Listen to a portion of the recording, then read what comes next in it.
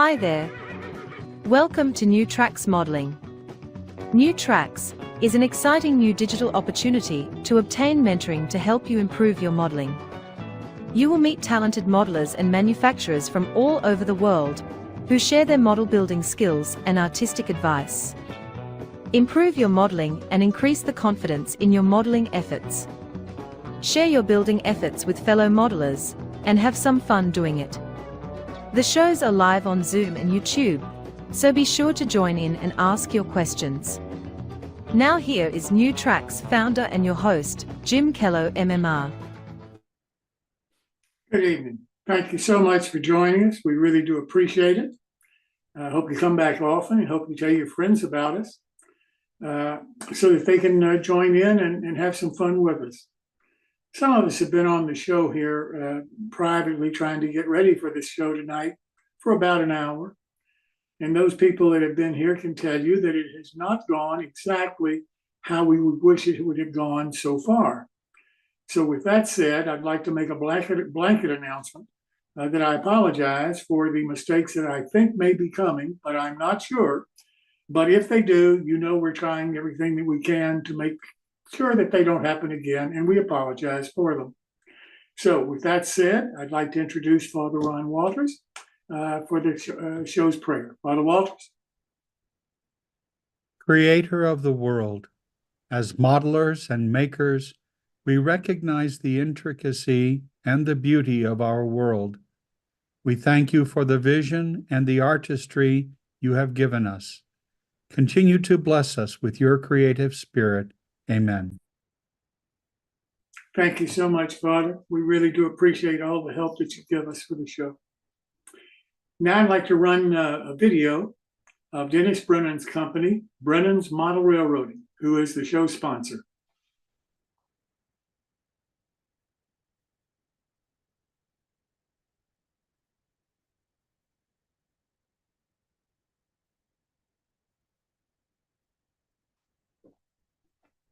And it should run shortly.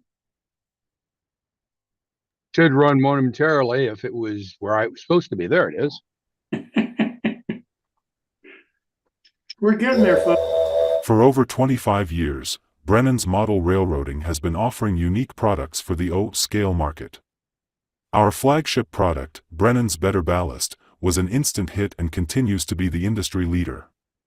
Its prototypical size and natural color blend of real crushed granite make it the choice for discerning modelers. Since then, we've developed a complementary line of natural ground cover materials. Additionally, we offer craftsman kits that anyone can build with complete photographically illustrated instructions that assume you've never done this before. The Sonky Wanky Coffee Company is the latest and the fourth kit to be added to our ongoing and highly popular limited edition Ellison Tribute series. These kits take Ellison's scratch-built iconic structures to a new level with Dennis spin. The idea being that if Frank were alive today, this is how we would build these models using modern methods and materials. Use the QR code to visit our website.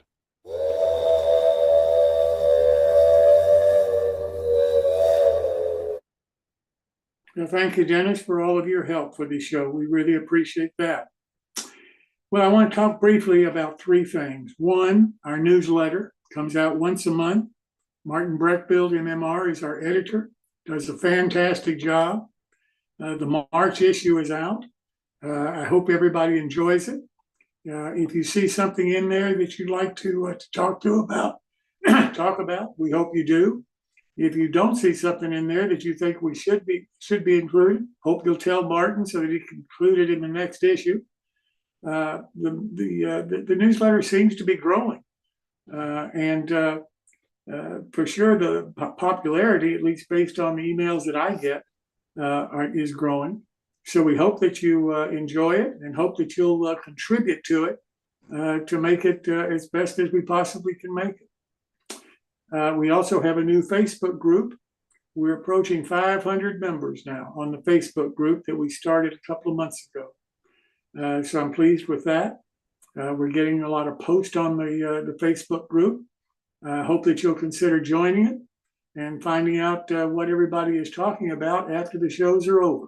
because that's why we started the Facebook group in the first place, is to give everybody an opportunity to keep something talked about after we have to close off the show or we stop the recording of the show. But most importantly, I want to talk about our scholarship. This year, we're fortunate to be able to have raised enough funds to offer 3 $2,000 scholarships, one of which is in conjunction with the Pacific Coast region of the NMRA, who donated $2,000 for that scholarship. And we can't thank them enough for doing that. They've been highly supportive of it. They've been talking about it locally quite a bit. And I expect that they will be talking about it even more in their upcoming regional convention toward the end of April that Phil Edholm is running. But with that said, it's nice that we're able to do that, but we need to get the message out to the kids that a model railroading scholarship is available for them. It's never been done before, not by a group like us, not by a bunch of volunteers that have to raise from volunteer contributions every penny that we give away. Nobody makes any money. Nobody gets paid a salary or anything like that. All of it is done with a 501c3 Florida nonprofit corporation. All the money goes in there. We pay whatever out-of-pocket expenses we have. For example, we have to pay to ship the banners around the country so that we can have the banners at the various train shows. So that's an expense that we have to pay for. So far, that's been our only expense. So from our standpoint, almost 100% of anything that is contributed to the scholarship goes to the kids, goes to the scholarships that we're trying to award to try to get the model railroaders some help with their education and to try to have the younger model railroaders understand that we old guys, and let's face it, that's the people that are watching the show now, we old guys do care. We're concerned about the continuation of our hobby. We're concerned that they want to stay in the hobby and help grow the hobby in the future. We're concerned about the leadership of the future for our hobby. We want the NMRA. We want the O-Scale Central. We want the National Association of S-Gaugers, the N-Scalers. We want all of these associations to flourish because that's part of what has built our hobby up to this point. But if they don't get young people involved, then they're not going to have the future membership to keep going with whatever they're doing today.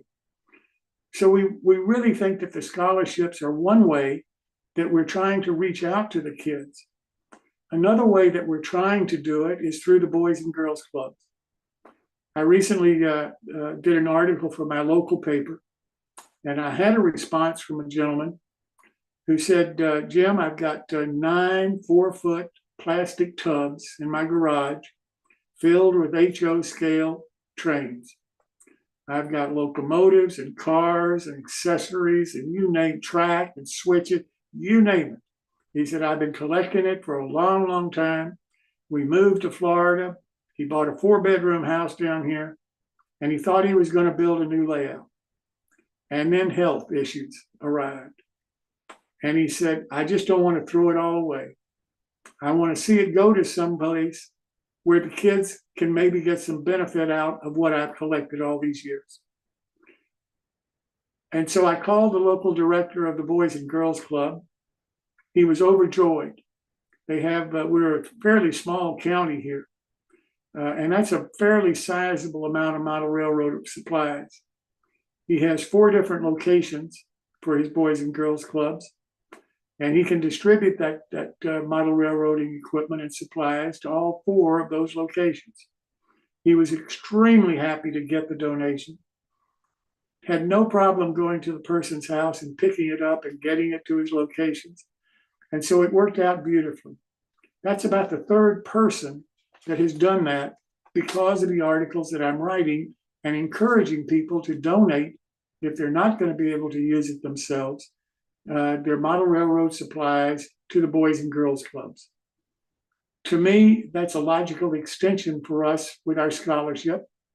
because the kids, as they grow up in the Boys and Girls Clubs and become seniors in high school and graduate, and they become eligible for our scholarships. So for me, it was a logical extension. I found another probably just as good, if not better, extension for us. I had no idea in my county, and I don't have any idea how widespread this is around the United States, but there's a new organization that's been established in my county to help homeless kids. These are kids, high school, junior high kids that don't have a home, don't have any place to live. They're on the street in effect. And this organization has come into existence to try to help solve that problem. And so they called me up and they said, we heard what you're doing for the Boys and Girls Club. How about us? And we'd like to set up time and meet with you and talk about what we could do. And I think that's wonderful. You know, to me, we got to go where the kids are. And right now, I think the kids that really are in need of help are at the Boys and Girls Clubs and this new kind of an organization where the kids don't even have a home to go to. For sure, they don't have anything to do after school. For sure, they're struggling right now, probably figuring what's in it for me? What is my life going to be like in the future? And I think that's an obligation. You know, I feel strongly about trying to help do that.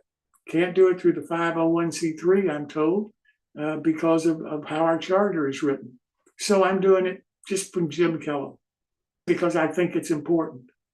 I hope other model railroaders around the country take a look at what's happening in their community and see maybe how they could maybe write a short article in their local newspaper and see, you know, what happens then. Who will speak out and who will come forward in their communities, the same as they're coming forward in mine. I get now a response from every article that I write. And I can't believe it, but this month marks the first year of an article every month in my local newspaper. So I plan to keep doing that as long as there seems to be some benefit coming from the kids getting into model railroading.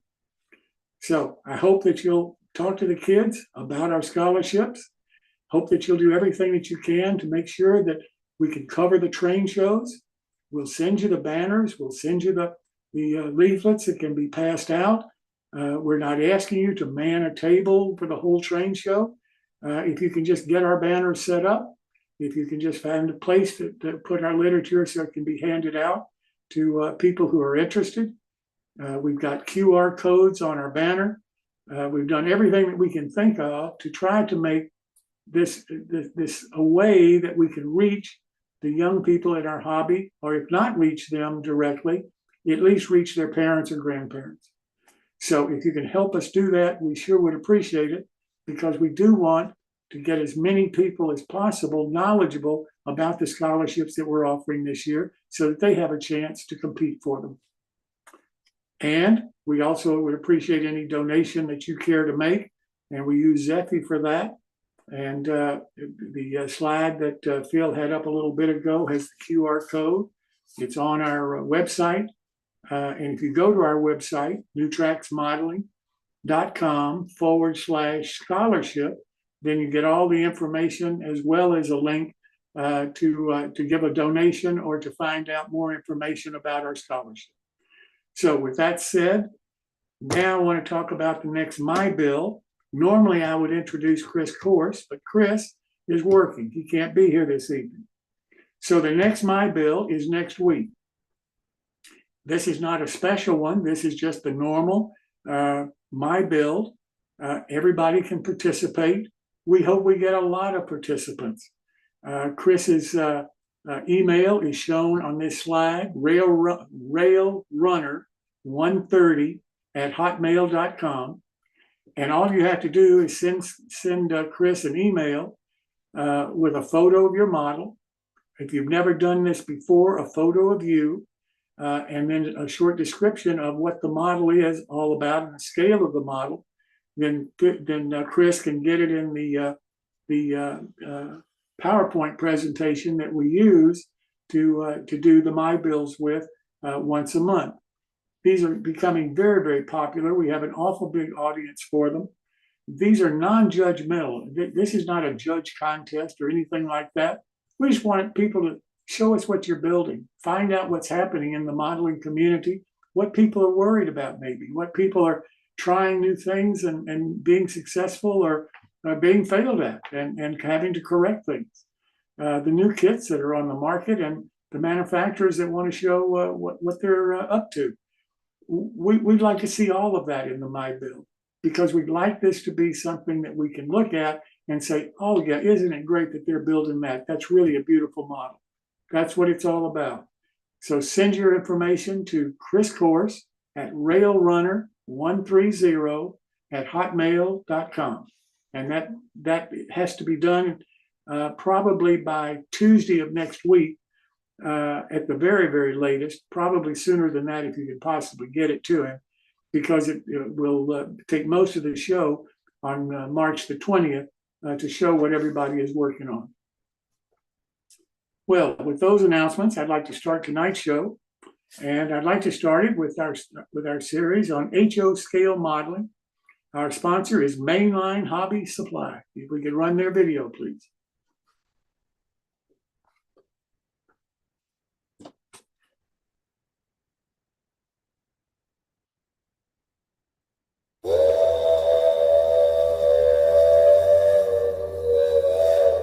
Mainline Hobby Supply is your one-stop store for model trains in G, O, S, HO, N and Z scales, including locomotives, rolling stock, track, train sets, and more to help build your model railroad. We are the largest model railroad shop in the area, and we carry a wide range of model railroad supplies across scales. Our friendly staff is always available to help with your modeling needs and to special order anything you may require. Mainline Hobby Supply is in southern Pennsylvania, halfway between Philadelphia and Pittsburgh. We are only an hour away from Baltimore, and we are easy to get to from the 70, 81, 83, and 270 freeways. Plan to stop by on your next trip through Pennsylvania.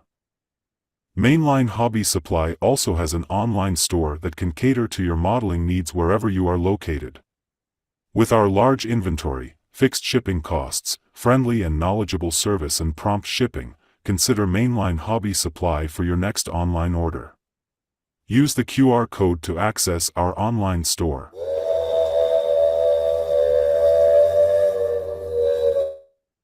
And we certainly appreciate Mainline Hobbies Supply's support for the show. Now I'd like to introduce the host for HO Scale Modeling, Ed O'Rourke, MMR. Ed, welcome.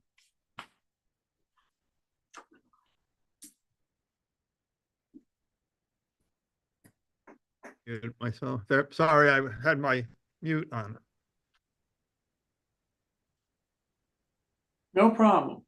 Okay, good. There we are. All right. So I'm going to talk today about building in a small space. When I moved originally, we had a pretty small area. So I have a thing we're going to show you here. Let me see, where is it? There we are. Okay.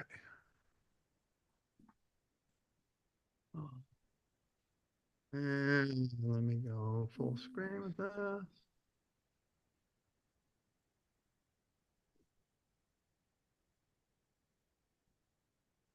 There we go. Okay. Except what am I seeing everybody over here? I don't know.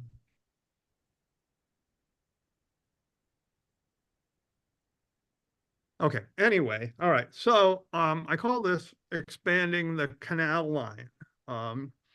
So let's see here. Oops, what's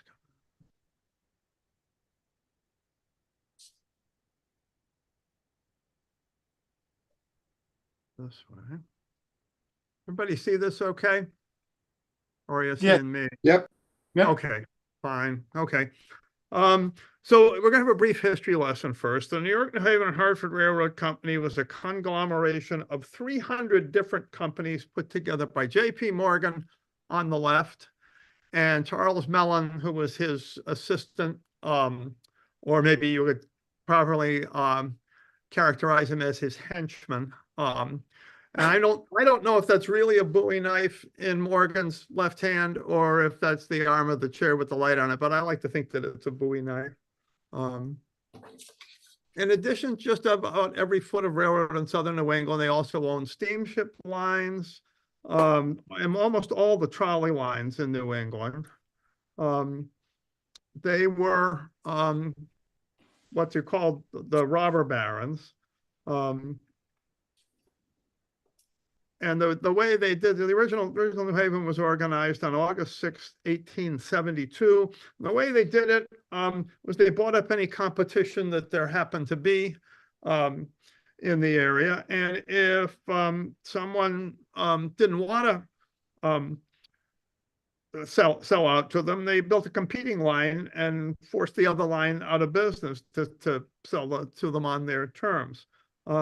The history of this is very well documented in a book called The New Haven Railroad, Its Rise and Fall by John L. Weller. It's a textbook on monopolies and their aftermath.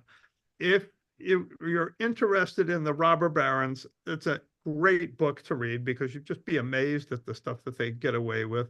Morgan once loaned the U.S. Treasury money so that to overcome a stock market panic, a financial panic back in the turn of the century.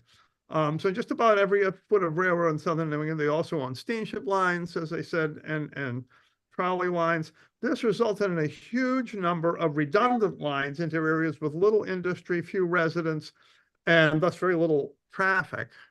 Note that there are 4 north-south lines in the center of the state, 3 of which run between New Haven and Hartford.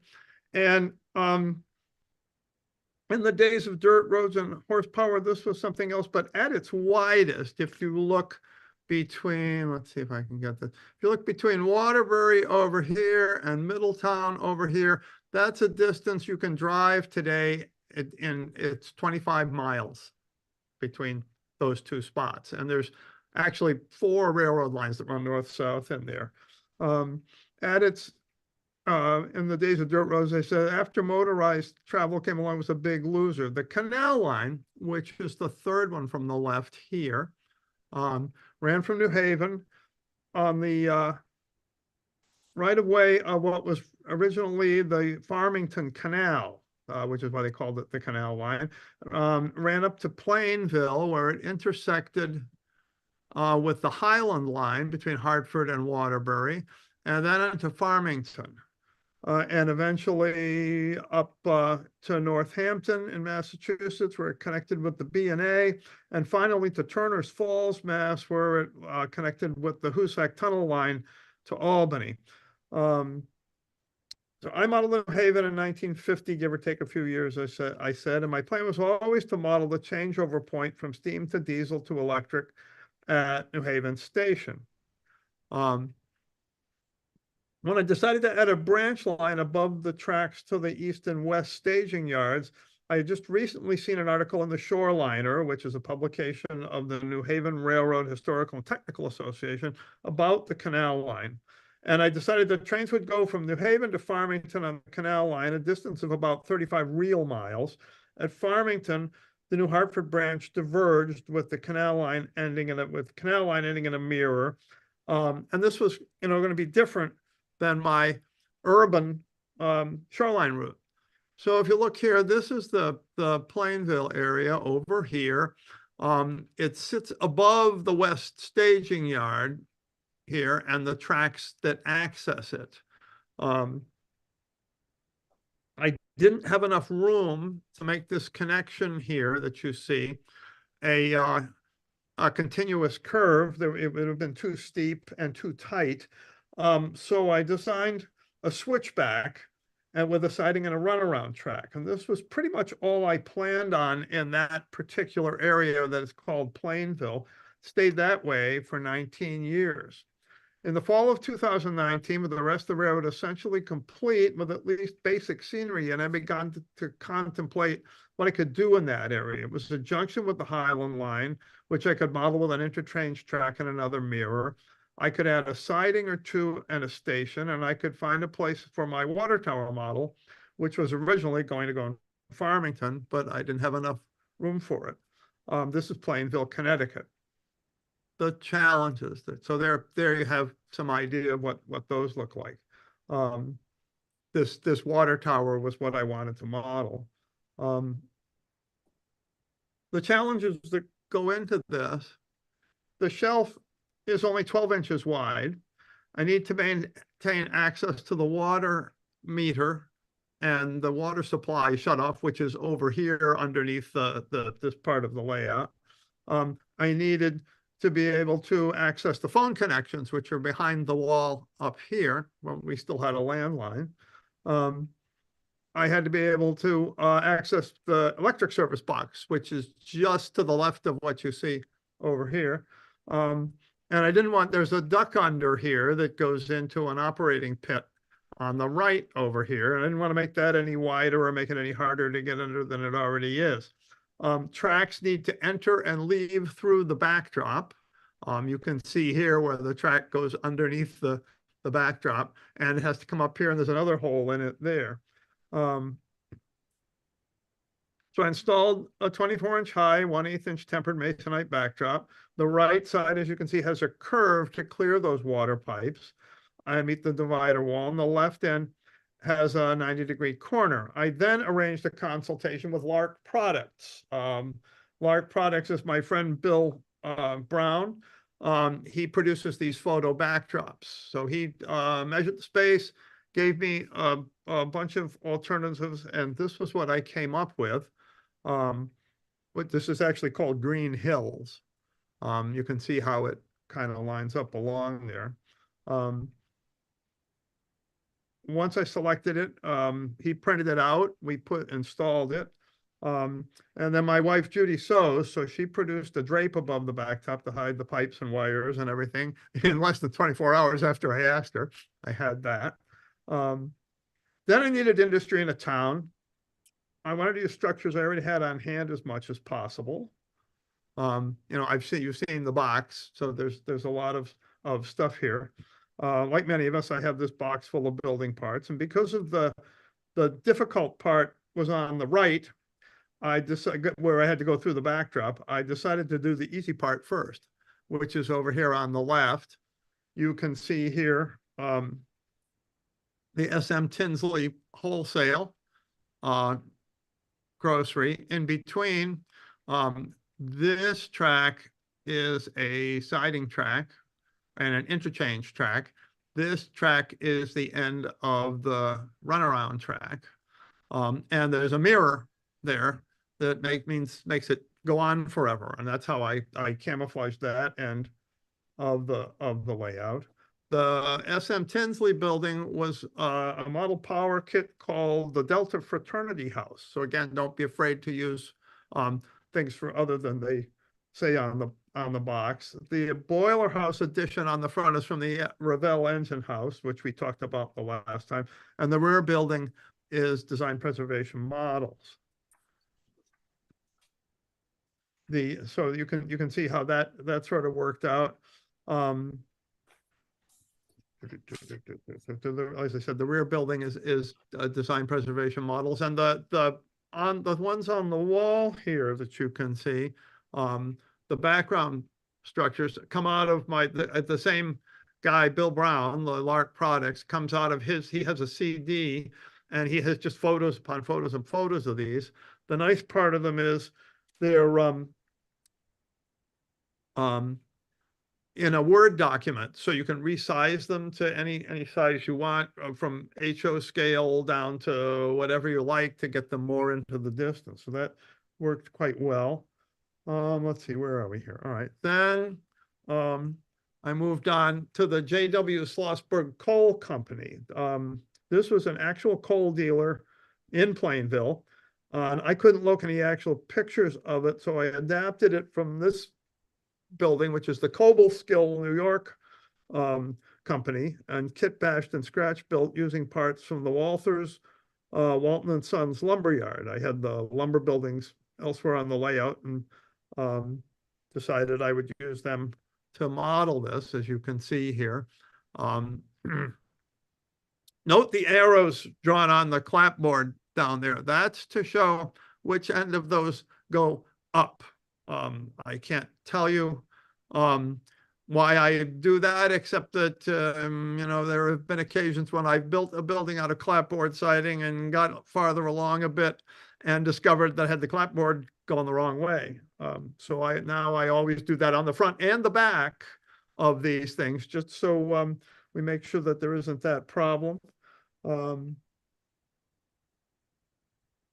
this is more progress here as I tried to fit it in. You note that the back wall is curved a bit to make it fit the curve in the backdrop, and it's a very close clearance on the track there. The base is a piece of plywood. So there we have that. This is as it comes along, and there it is finished. I built I wanted the track to go up into it just for a little added interest. So there we are with some decals put on for signage, and it fit into the area pretty well. Had some parts left over, so I decided that I would use them. The lumber company office and a couple of, this was the lumber company office, the white stuff here, and some DPM walls that were left over from something that I was doing. I decided that the false front lumber company was a little too western for northeastern Connecticut.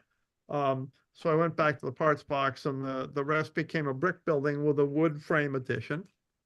There you see it.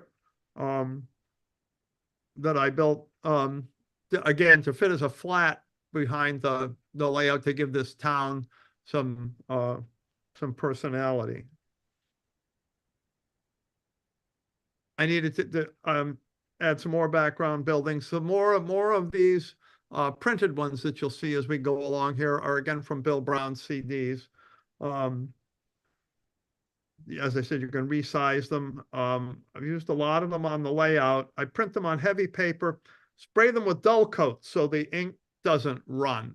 That's a key step if you're going to do scenery in front of it, that you're going to wet down with wet water and then put glue into. If you don't seal those up with dull coat, the water can leach up into them and make the ink run. Don't ask me how I know that. But I will tell you that discovering that it does that involved a lot of cursing and swearing. I use wallpaper border and seam adhesive to attach these to the backdrop. This gives you some working time. A lot of people use spray adhesive. Spray adhesive, when you put it on, that's about it. The wallpaper border and seam adhesive, you can slide around a little bit and get things into position a little bit better.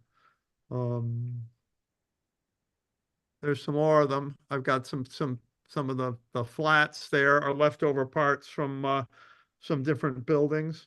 The one with the bricked up windows on the right actually started out as the old Ramsey Journal building of Railroad Model Craftsman fame that you can see here. There's my tower that I built.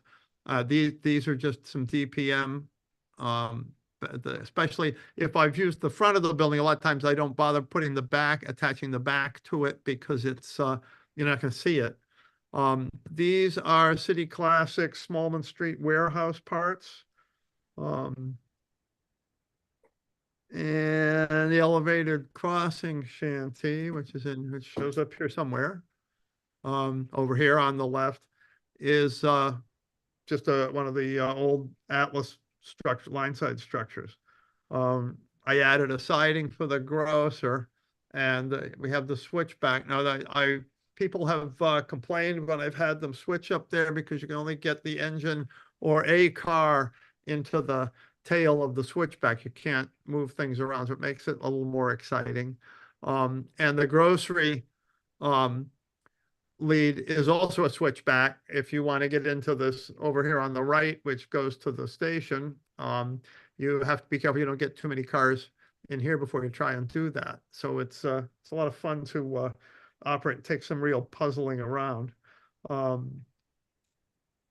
Again, we have a siding for them and the coal dealer. And Ed, I'm going to Yes, have sir. to call time here because we Okay, got that's such a good. tight show. That's good. We'll stop there. We'll go on, finish it up next time. Very good. That sounds good. Thank you so All right. very much. That Yes, sir. great looking model you're doing there. Thank Thank you. you. Well, now I want to turn to the next segment, in-scale modeling, sponsored by National Capital Trains. If we could run their video, please.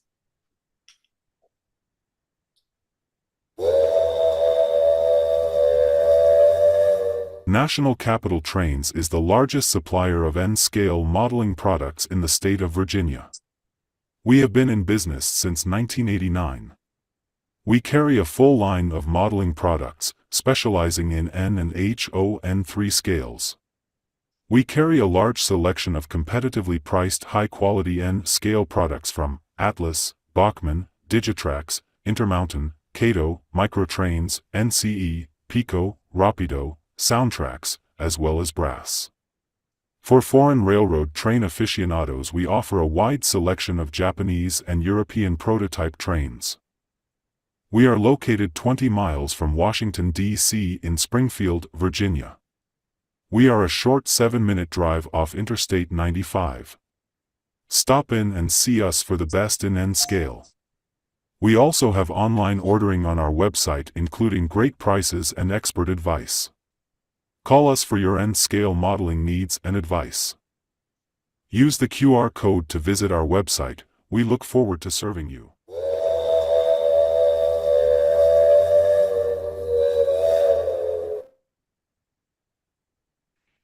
And our host for the in-scale segment is Clem Harris.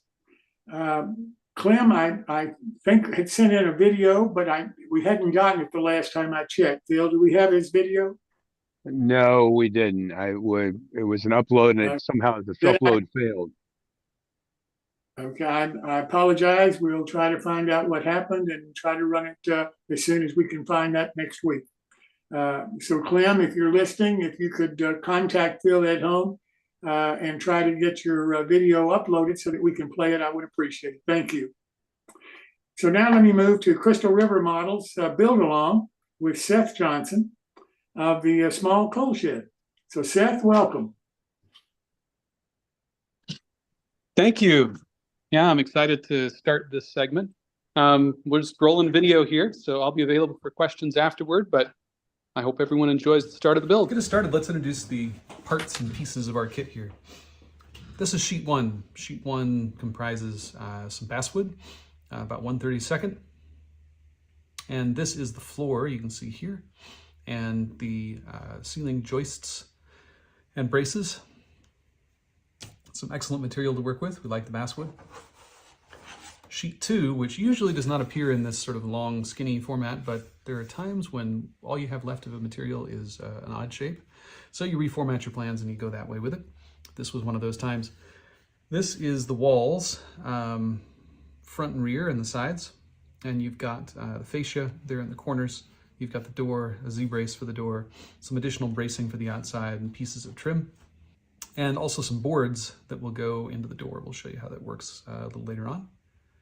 This is made of 1/64 plywood. It is the worst substance ever.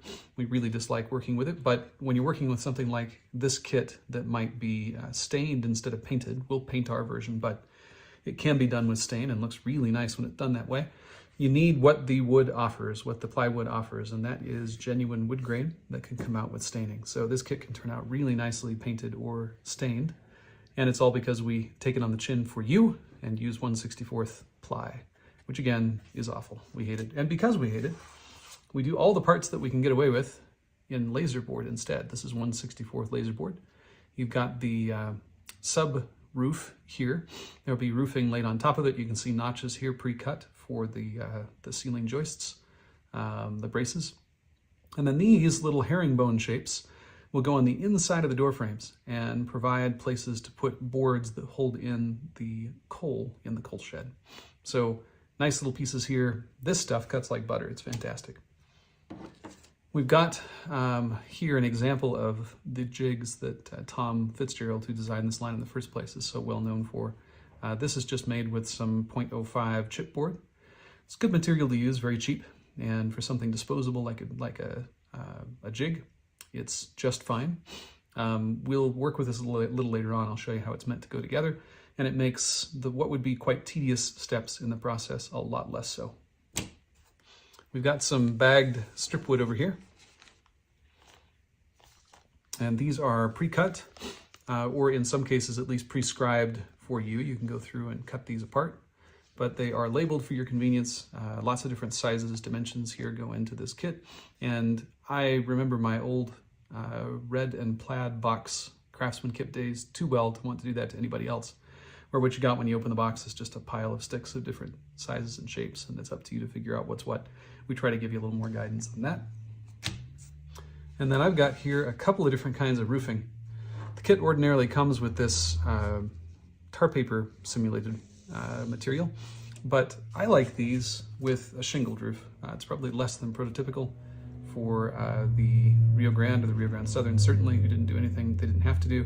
But I have these shingles lying around, left over from a different kit, and I think I may use these on the example model. We'll see when we get there. Oh, there's one more piece that I neglected to show you. It is what we call flashing material. It's called clayed paper, and it has an adhesive back to it. In this kit, we use it to make hinges. We could make hinges a lot of different ways. This really paints up nicely with metallic paint. Looks really good when applied to the model, and it's pretty easy to work with. I'm looking forward to showing you that step in the process when we get there, but small piece, important detail. Talk about the tools and materials that we recommend for assembling this kit. In the first place, you'll need a good set of tweezers. I have a couple of different sets that I use here. We've got the sort of bent end tweezers and the straight ones. These are great.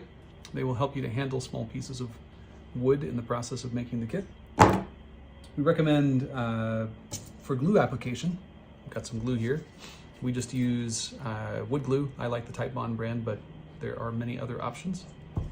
But for application of that glue, nice quality toothpicks will do well for you.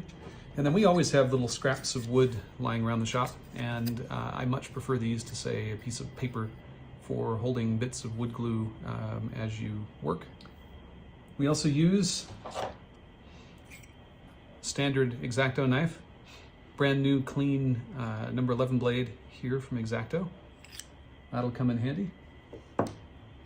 We recommend sandpaper, or if you prefer, as I do, little emery sanding sticks here. A couple of different grits on each side. We use these to take the nubbins off of the pieces of wood. You'll see that, for example, pieces on this sheet are still in the carrier. It protects them for shipping. It makes them a little easier to find, and they stay together. But you can see right there, for example, there is a little nub of wood left over to hold them into this fret. And when you take the pieces out, part of it will stay on the fret and part of it will be on the piece, and you want to be able to take that off. Then we need paint or stain, and we'll use a little of both. In this case, I'm going to use a couple of Star brand paints. We're friends at PBL. We're going to use number STR32, DNRGW Jersey Cream, and STR33, DNRGW Trim Brown. This will produce the very standard DNRGW RGS line side structure look. Great paint, goes on well. And then for the pieces that are not painted, including in this case the foundation bits, we're going to use some driftwood stain from Hunterline. This is great stuff. Got a selection here of painting tools. For applying stain, nothing fancy. It is an ultra cheap dollar store 20-pack variety pack of brushes sort of brush. It's just a matter of transferring the liquid to the wood. It doesn't have to be fancy at all. I've got my trusty paint holder there, palette, and then a selection of nicer brushes that I use for detail work. We'll probably use these to apply the paint to the structure. There's some pretty tight little corners. I also use brush cleaner. Makes the job of cleaning the brush in between much easier. And then if we do the shingled roof, remains to be seen, but if we do, I'll show you how we use markers, artist markers, in lots of shades of gray and brown to make for a pretty realistic looking roof, which we'll then tone down with a wash of the weathering mix after the fact. But this really is about all you need to construct the kit. The balance of the video today will be about painting and prep. We're going to paint and prep a few things, and typically we'll do this paint and prep while the materials are still, the pieces rather, are still in the carriers. Excuse me. Just makes things easier to hold and handle. It does mean that there's a little bit of touch-up that will need to be done on the edges after we cut the pieces free from the frets. But for a variety of reasons, one of them being that when you apply wet things to thin wood like this, they like to warp. We will do it this way instead of cutting it out first. It just holds things straighter, makes them easier to find later, just tidier all around. And this is the way we prefer to do it. You do what you would like to do. We're going to do some staining first. The pieces we have on this sheet here would not have been painted. These are the ceiling, joists and braces, the floor. We have a couple of other pieces over on sheet number 2 over here that we will just apply the Hunter Lion driftwood stain to. Also, to mitigate warping, you want to apply the stain to both sides of the piece. So we'll just start working on that here for you. And then as quickly as we can, you can see it's already beginning to bow there. Look at that. We're going to turn it back over. We're going to work on the other side. This is your first kit of this kind, working with real wood in thin slices. You'll have a strong temptation to panic as you do this prep and watch your nice little kit curl up into a little ball like a cat. Fear not, it always works out in the end. Bring in the next piece that we need to work on. Okay, some of this would also not have been painted. Specifically, I'm looking at some of the trim pieces here. These are going to go in or near the door. You can see that this plywood's already a little bit darker, so it's going to take the stain a bit differently. This just adds to the variability in the kit, though. It makes a nice effect. The other pieces that need to be stained are stripwood pieces. I'm going to put the cap on my stain here. Would not be the first time I've knocked it over, and I'm not in the mood to clean that up tonight. All right, we have roof and floor joists here, and we have footings. Now these we are going to cut apart before we stain them, because we would just have to instantly go back and stain the ends again if we were not to do this. And while we're at it, we may as well do this properly. So you can see we've got the scribe lines marked for you, where cutting this out is just a matter of working gently with your X-Acto knife. A nice sharp new one, so a little bit of patience and a little bit of pressure, and we'll have these pieces apart. There we go. There we are. Nice clean cut. I'll work on the rest of these and then come back to you. Fell prey to the classic blunder of pressing take a photo instead of start a video. Look, we have painted, or stained rather, the foundation pieces. Gotten all of these, got the ends, applied a different amount of stain to each one just by natural outcomes of just sort of slathering it on there. So we'll have some nice variation, looking very natural and weathered as if it's been out in the elements over time. Thought I'd show you too what we're doing about the curling wood. I do have a sheet of glass that I usually use, but right now it's over on my workbench with something else on top of it, and I didn't feel like clearing it off. So instead, I've got a couple of pieces of MDF here that are cut out of a sheet. No, I don't make tombstones on the side. These were windows cut into, I think, a mandala that I made for my wife's Christmas present. But we had them around. That and a couple of clamps, and put your pieces that are curling up in between. Leave it there overnight. Everything will dry. The result will be flat and stained wood, which will be helpful as we go to put it together. You saw earlier it was looking a bit like a Pringle. That's not going to go together very well. On to painting. We're going to be covering a fair amount of area here. So rather than use my detail brushes, I'm going to use something a little beefier. You can airbrush these. That's probably the right way to do it. I don't. I've had really good results, especially with the Star brand paint, with brush painting, and that's what we're going to do. So we're starting with the STR32 DNRGW Jersey Cream. That is the sort of main color of the shed. And then you have the dark brown trim. So we've shaken this a good deal to mix it up. And we'll now lay on a coat. Painting these while on the fret just provides you with a much better handle for controlling the pieces. And if you paint over the edges a little bit, it doesn't matter. That's staying behind on the fret.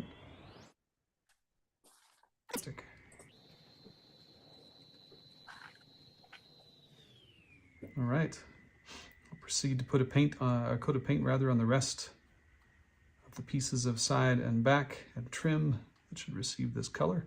Most of the trim will be the brown. I'll come back and show you that, but these fascia pieces here, for example, will be the cream. So I'll get to that and then come back and show you when we're done. A coat of yellowy Jersey cream on all the things that need that. We can now come back and do the door and some of the trim in the darker brown. This is DNRGW Trim Brown STR33 from Star brand. We'll come back in with this darker brown and get some of these trim pieces.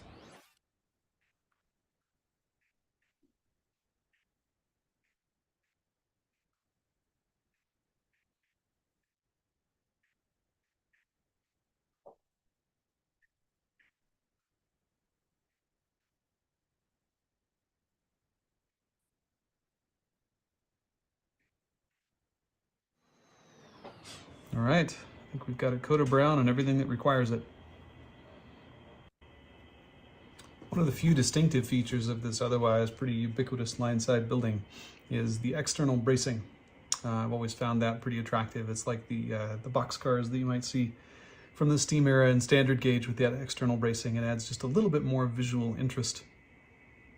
To prepare these to go into the kit and the build when the time is right, we're going to apply a coat of the cream to these. Because they are strip wood and a little fiddly to work with, I put them on a piece of tape. Use that as a handle. My hands end up a little less Jersey cream at the end of the process because I do it this way.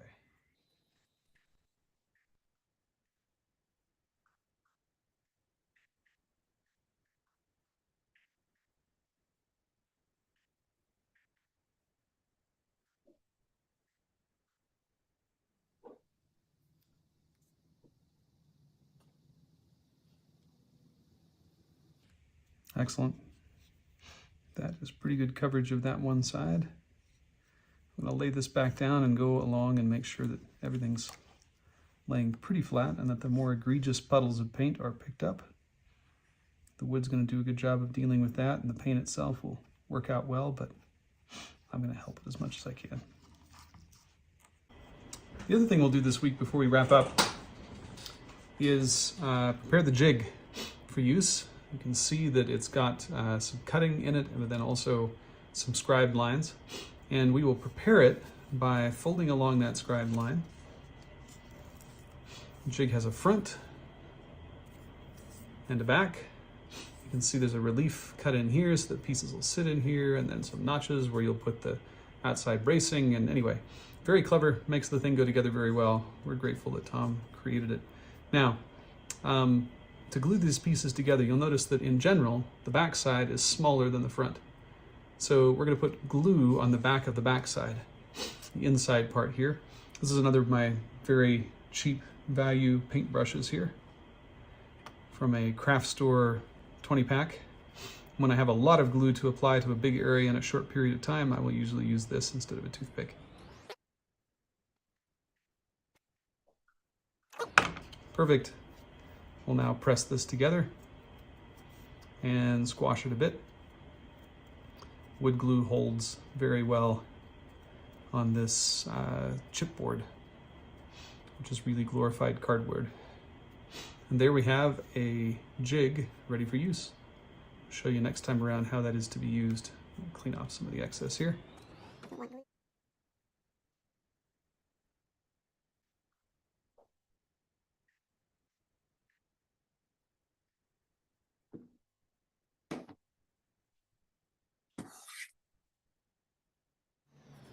Great.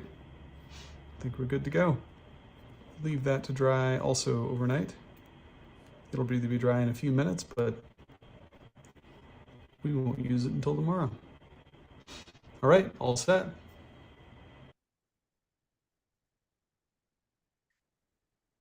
Well, Seth, thank you so very much for doing the segment tonight. We look forward to seeing what you're going to show us next week.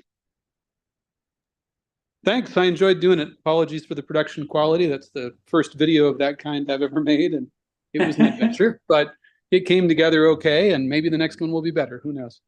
Fantastic. Thanks so much for doing this. We appreciate it, Seth. You bet. Well, now I want to turn to Phil Edholm for his NMRA regions, divisions, and local clubs segment. And tonight he's got as his guest Senior Chief Andy Zimmerman, who is the newly elected president of the Sunshine Region, which includes Florida. In fact, it is the state of Florida. And Andy, thank you so much to do it. And Phil, I'll turn it over to you guys. Thanks, Jim. It is my pleasure to welcome Andy to the show tonight. And Andy's here really in two roles. One is as newly elected president of the region. And secondly, in his other role, which is as conformance manager for the NMRA. So I thought we'd just start a little bit. So tell us a little bit about your role in the region and how you came in to do it. Maybe a little bit about the region and where it is today. Okay, so let me clarify one thing. I ended up being appointed to president because the NMRA president, I was the vice president, and the NMRA or the Sunshine Region president got very sick, and he asked me to step up into his shoes and please, lead, manage, and develop the Sunshine Region. So I took on the role. I put on another hat, same color, same shape, just different version.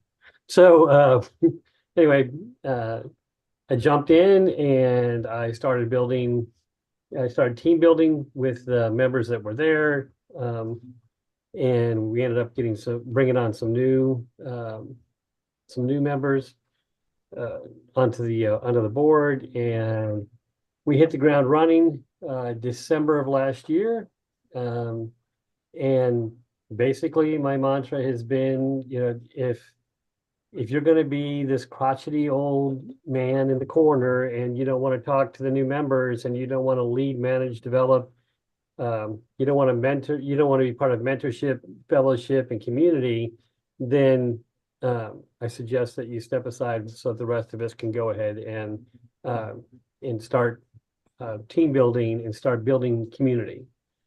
So that went over okay. A lot of people looked at it and said, "Hey, I love that message that you put out. How can I volunteer?" So we went from having a time getting people to volunteer to now we have people raising their hand and say, "Well, where can we start?" So if any of you are Sunshine Region NMRA members, you probably read my president's column that I put out over the last, since January. So January, February, and March. And in each case, I'm trying to encourage the positive and walk away from the negative. So if somebody starts it, that gets shut down and we move on to something positive. So because people in this region, in the Sunshine Region, are really very tired of the old way of doing things, the old cliquish way of things happening. And I had a couple of members talk to me about how they came in all excited and they wanted to, starting fresh with the club, and they introduced themselves and they were like, hey, they've got that fresh mindset, that new, hey, I want to start, I want to jump in and do something. Where can I best fit in? Only to be told to go sit at the little kids table and speak when spoken to. So I was bound and determined that's not happening anymore. So everybody's going to be welcomed. Everybody's going to be to the best that we can. Obviously, you're going to have some holdouts. You're going to have some local people that still going to continue the way they're going, but that's not the mindset of the regional board. So, so what kind of things are you changing then in terms of for the members that, if I'm a member of the region, not necessarily volunteering, what things are changing? Well, we are actively, first of all, we're actively cleaning up what's called our EOM. So our EOM is our end of month report, and it tells us who's in our region, and we're having our superintendents reach out to people who really haven't done much or said much, or just their names on our roster and nobody seems to know who they are. So we're reaching out to them either by phone, by email, or we send them a card in the mail, said, hey, we're trying to reach you. We want to talk to you about the NMRA and how you can benefit, how we can benefit. And so far, it's we've found people that passed away that nobody knew about, and we found others that were like, hey, I've never had anybody reach out to me before. This is kind of pretty cool. So it's getting some decent reviews, but to answer your question better, some of our new division superintendents, they are having division get-togethers, so people can come and eat some hot dogs, hamburgers, just kind of interface in person, get to know other people within the division. We're reaching out to old members and new members alike. So if old members who've been out for a minute, they want to come back and rejoin, we're trying to rebuild that sense of community. And then right after that, they're going to have some, this is talking about the Eastern Division at the moment, so they're going to have some clinics and some regional clinics so that people can come and learn and start the whole fellowship thing over again. The thing that COVID kind of pushed us into the realm of Zoom, which was a good thing because we can reach more people, but we kind of lost that sense of community, the hands-on things that we're doing, the one-on-one, talking about how we built the model or how we built a specific structure or locomotive or something. So, and people crave that, they don't want all go to the Zoom, and all the Zoom people won't go to the in-person things, but we're trying to reach out on both sides. So we even do some hybrid sessions where people can watch while we're doing things in person. That's good. So just out of curiosity, one of the things I find is that the turnout you get at events is a relatively small percentage. I mean, where at most events we're running maybe somewhere in the neighborhood of 10% of membership, that kind of thing, Right. maybe 15%. Have you had any experience with how to increase those numbers? And it's sometimes some of the people are the same, but sometimes it's different. But it's just, how do we reach more people with the value of getting involved locally, doing things, not necessarily volunteering, but just coming to a meeting, coming to an event? Exactly. So one of the things that we're researching and we're looking at right now while we're going through the EOMs is, where do all our members live? Where are the largest majority of these people living? So they might be, I'm just going to pick, cities, but let's say they live in Tallahassee, Jacksonville, Ocala, and Tampa, right? So we'll focus our larger events in those areas because it's going to reach more of the Sunshine Region membership. But then we're also going to create some smaller ones that are closer to, let's say, the Panhandle, so that people who live closer to, they're still in the Sunshine Region, but they live closer to Pensacola.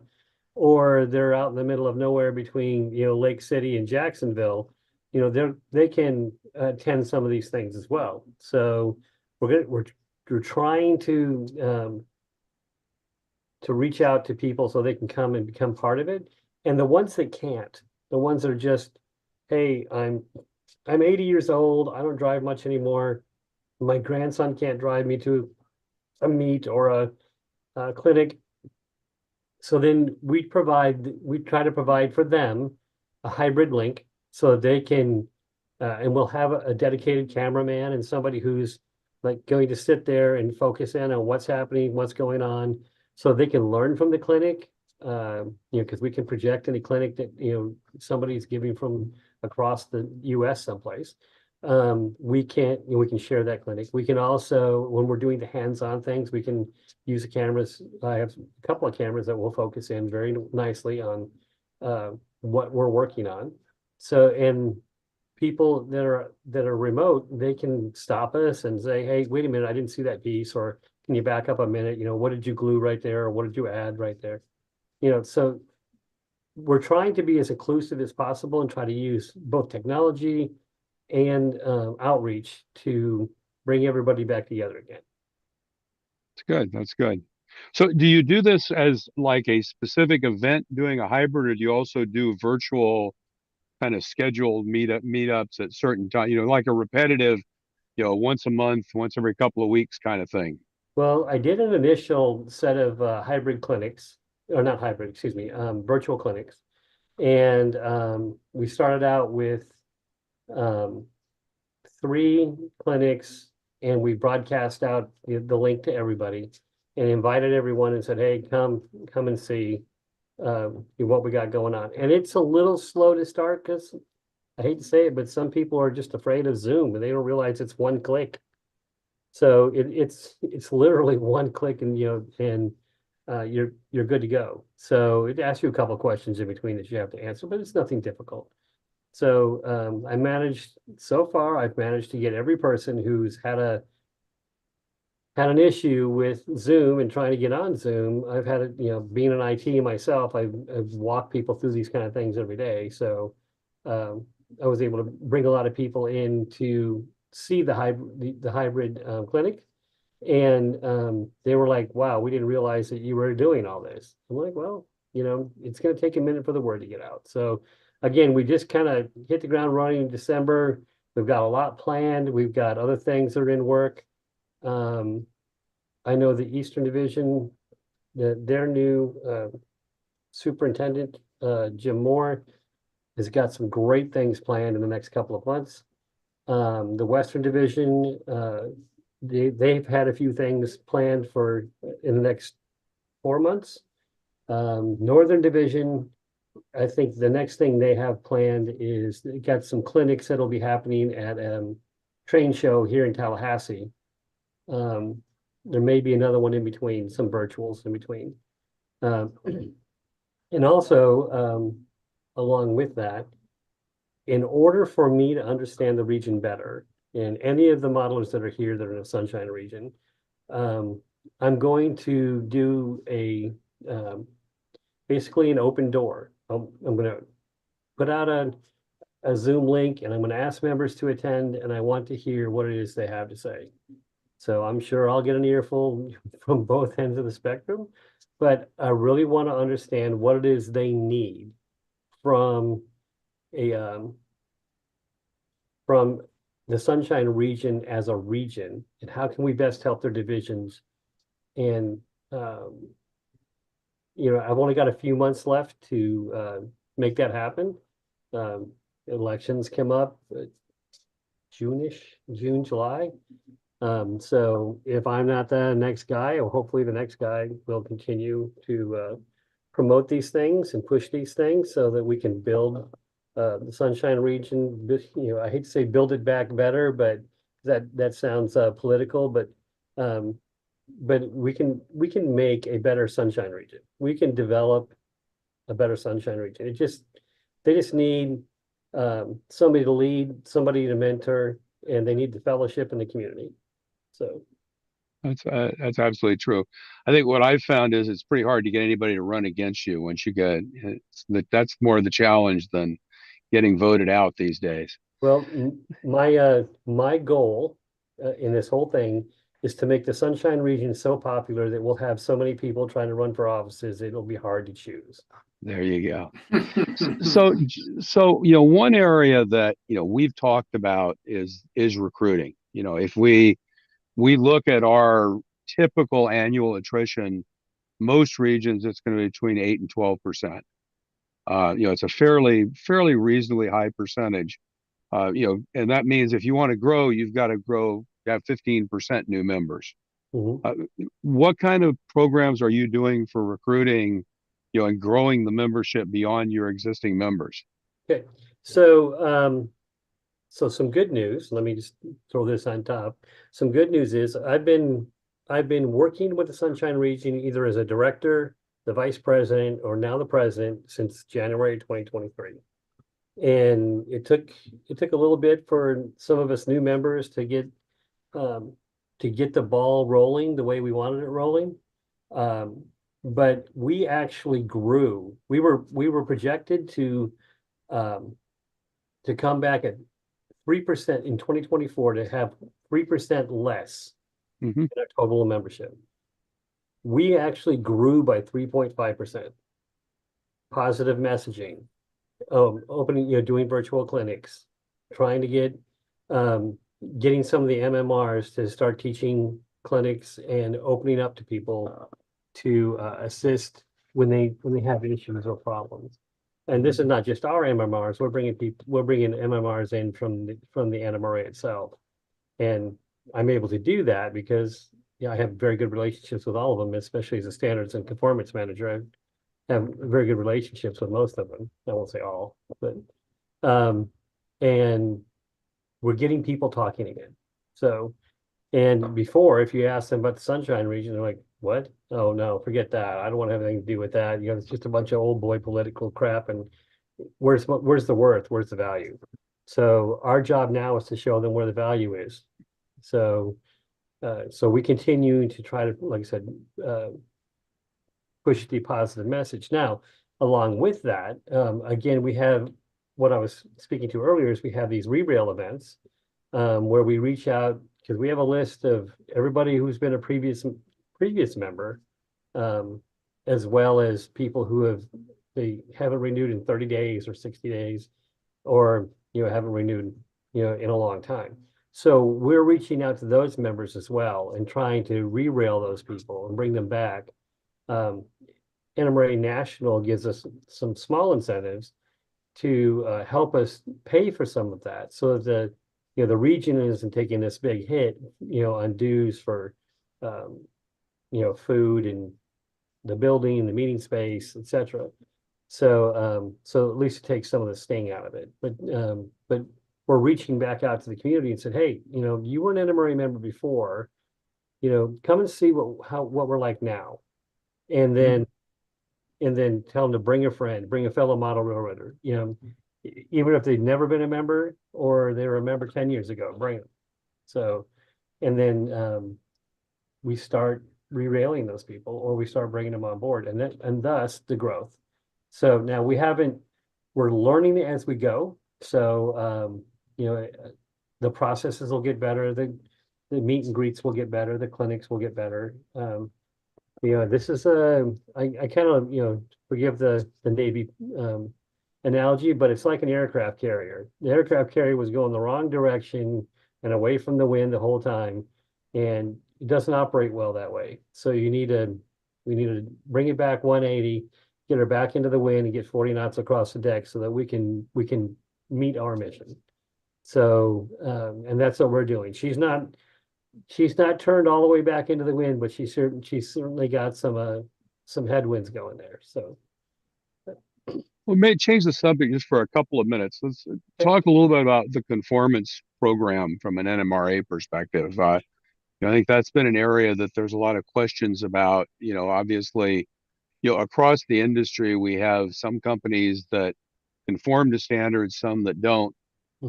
How do you manage that and see the NMRA, managing both the current standards and then maybe a little bit about, future standards. I mean, clearly there's some technologies coming like wireless that, are areas where there needs to be some pretty significant consideration of standards, or, as we've seen, companies are going their own way with some using Bluetooth, some using Wi-Fi. Kind of your thoughts on how the NMRA both continues to, support the existing standards and their conformance, but also to begin to build standards in areas that have not yet been addressed. Okay.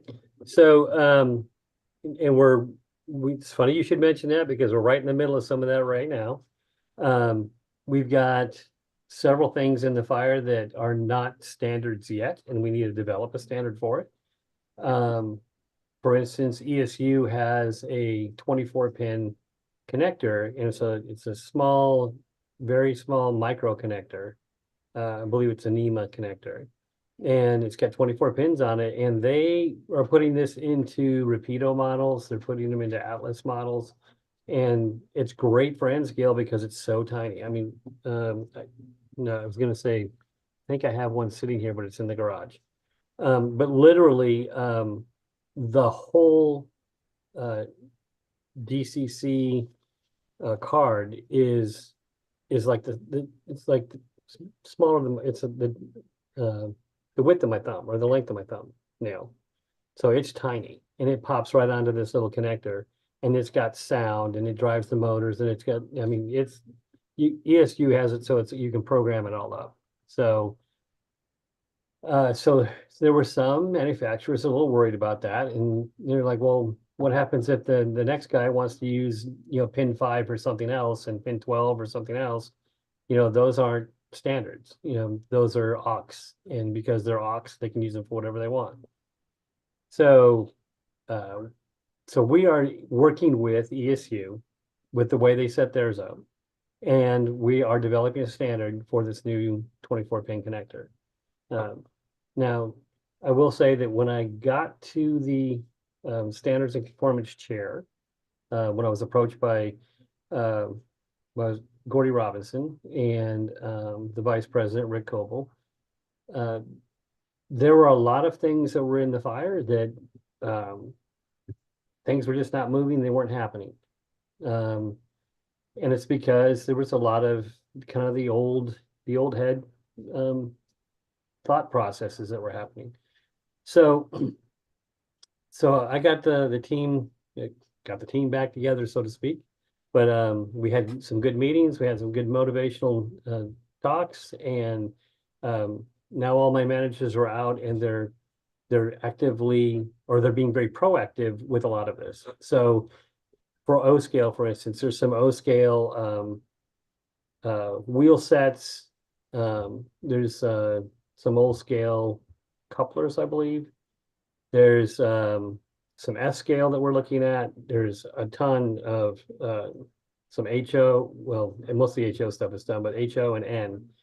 We haven't developed a lot of we haven't worked with a lot of Z scale stuff yet, but as these things pop up, we assign a team to it. They review it, review the process, what needs to be done. Then we start to create a standard, and we bring the manufacturers in, and we said, okay, this is what works. This is what we think the standard should be. What do you think? And so we work with the manufacturers, and the manufacturers said, they will give us their input about everything from, the pockets to the wheel set, to the slope on the wheel, etc. And we're able to develop a standard that everybody can pretty much agree to. And then we produce that standard, we put it up on the NMRA website, and then the NMRA members can review it, look at it, and they provide us input. And sometimes we get some of these engineers are like, hey, you really need to think about, A, B, and C while you're thinking about these other things. So we bring it back, we review it, and we just keep fine tuning it until, we've got a good product. And then we let everybody know, okay, this is the final product. One more time, take a look, and then we release it. So how do modelers be able to understand conformance within manufacturers? So I think that's a question a lot of modelers have of when they go buy a product. Does this product conform? Do the wheels conform? Do the couplers conform? Do the is the weight conforming.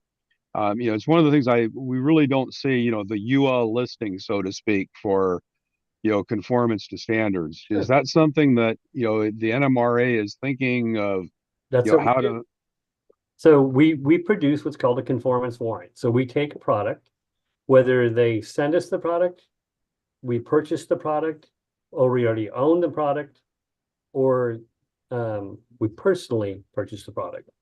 But we bring it in, we run it through all of the standards. We get it over to the DCC guys so they can run all the DCC components through the standards. And then if everything passes, then we go back to the manufacturer and we tell them, hey, everything passed, and we're going to issue you a conformance warrant. Now, the conformance warrants can be found on the NMRA page under the standards conformance section. So you can see if a particular product has been reviewed and if it's got a conformance warrant for it. It's searchable. It's a searchable database, and it's easy enough to just put in what you're looking for, soundtracks, and it'll pop up everything soundtracks. Or, so I'm going to be funny now, but Tyco and everything that was supposedly Tyco would pop up. So, which I don't think there are any. Matter of fact, there are no Tyco anything on there. So, but you can look and see if there's a conformance warrant that says that we've looked at this, we've reviewed it, we've measured it, we've tested it, and it conforms. Now, when I first got to became the NMRA chair for standards of conformance, the opinion at the time was, if it passes, then we do an article, we talk about it, it's got a conformance warrant. If it doesn't pass, we don't talk about it. Which I immediately raised my hand and said, well, what about the rest of the NMRA members that want to buy a product and they want to know if it's going to work on their layout? We knew there was a problem and we didn't say anything. And I'm like, isn't that our purpose? Isn't that what we're supposed to be doing? So helping the membership. So now, instead of not publishing something that doesn't pass, if something can conform in all the other aspects but still fail in one aspect, and I don't want to use fail as a negative, it's or as a pejorative. It just didn't pass for whatever reason. It might have been a frog that was too wide. It might have been a wheel set that was out of spec. It could be trucks that sit just a little bit too high. It can be the pocket is too narrow and won't take other couplers. The coupler pocket, won't take other couplers. So, and we go back to the manufacturer, we talk to them, and we tell them, hey, if you change this thing, then it will completely conform. And a lot of them work with us and they say, okay, well, we'll make those changes, et cetera, et cetera. And then they send us a new product and said, hey, we made those changes. We changed those wheel sets. This is how we're going to be sending them out now. And we review it. And then if it conforms, then we give them a conformance warrant. If it still doesn't, we let them know. So we get to a point, let's say we get to a point where the manufacturer decides, I'm not changing anything anymore. Right. So it's just going to be what it is. And we said, okay, that's fine. So when we produce the article, we let everybody know, we spoke to the manufacturer. These are the things that are out of conformance. So basically caveat emptor, buyer beware. And so if you buy those things, you may be able just to pull those wheel sets off and put some Intermountain wheel sets on, or some O-scale, more precision wheel sets on, and it fixes it. But that's an added expense for you. So if you want to do that, fine. But we let you know that, hey, this is what's out of conformance. Change these things, and it'll be great. And of course, if enough of you do that, this is fantastic. But yeah, we've got a long show tonight, and we've got to cut this short tonight. Andy's going to be back several more times, not too long in the future, and talking about the conformance and so forth. And I certainly want you to continue this conversation. And I don't mean to cut it short, but I don't have a choice. Nope. That's good. Completely. Talk to you later. Thanks, Andy. No worries. Andy, thank you so much. Be talking to you. Okay, no problem. And Jim, if they want to reach out to me, they can reach out to me at tech-chair@nmra.org, and I'll be happy to discuss anything they want.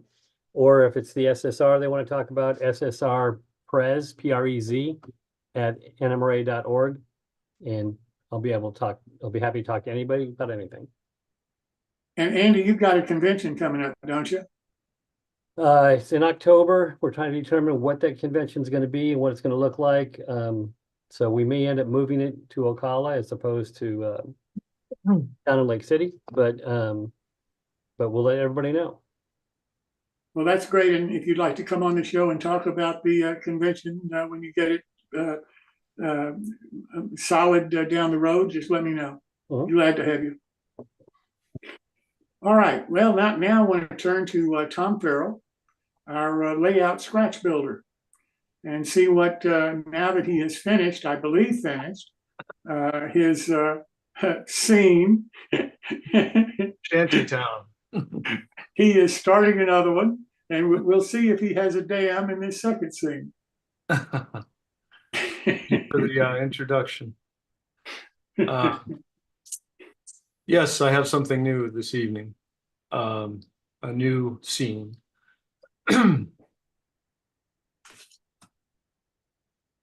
So this part of my layout is called Turtle Creek. And basically there's a West Turtle Creek and an East Turtle Creek. And the West Turtle Creek will be a tunnel and mining scene. And this is part one of that series. And I'm going to go through what's going to be the content of Turtle Creek West. I'm going to scratch build a dual tunnel portal. There's going to be a caved in abandoned tunnel. I'm going to show you these a little later in the program. A hobo camp outside the cave-in.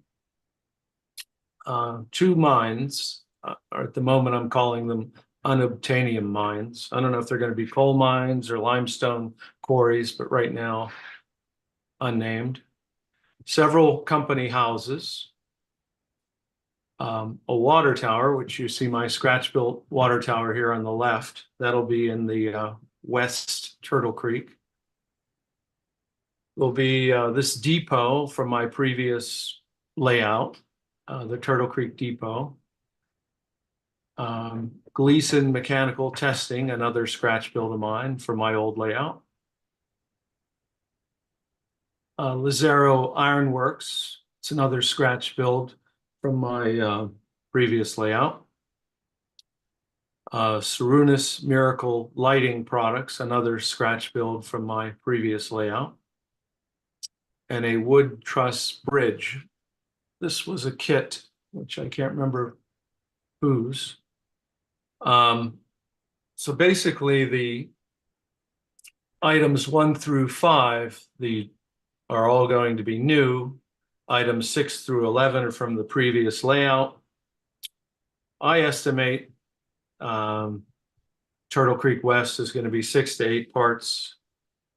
So Jim, put that in your reservation book. The first thing I'm going to show you this evening is the caved-in tunnel and abandoned track that I'm working on.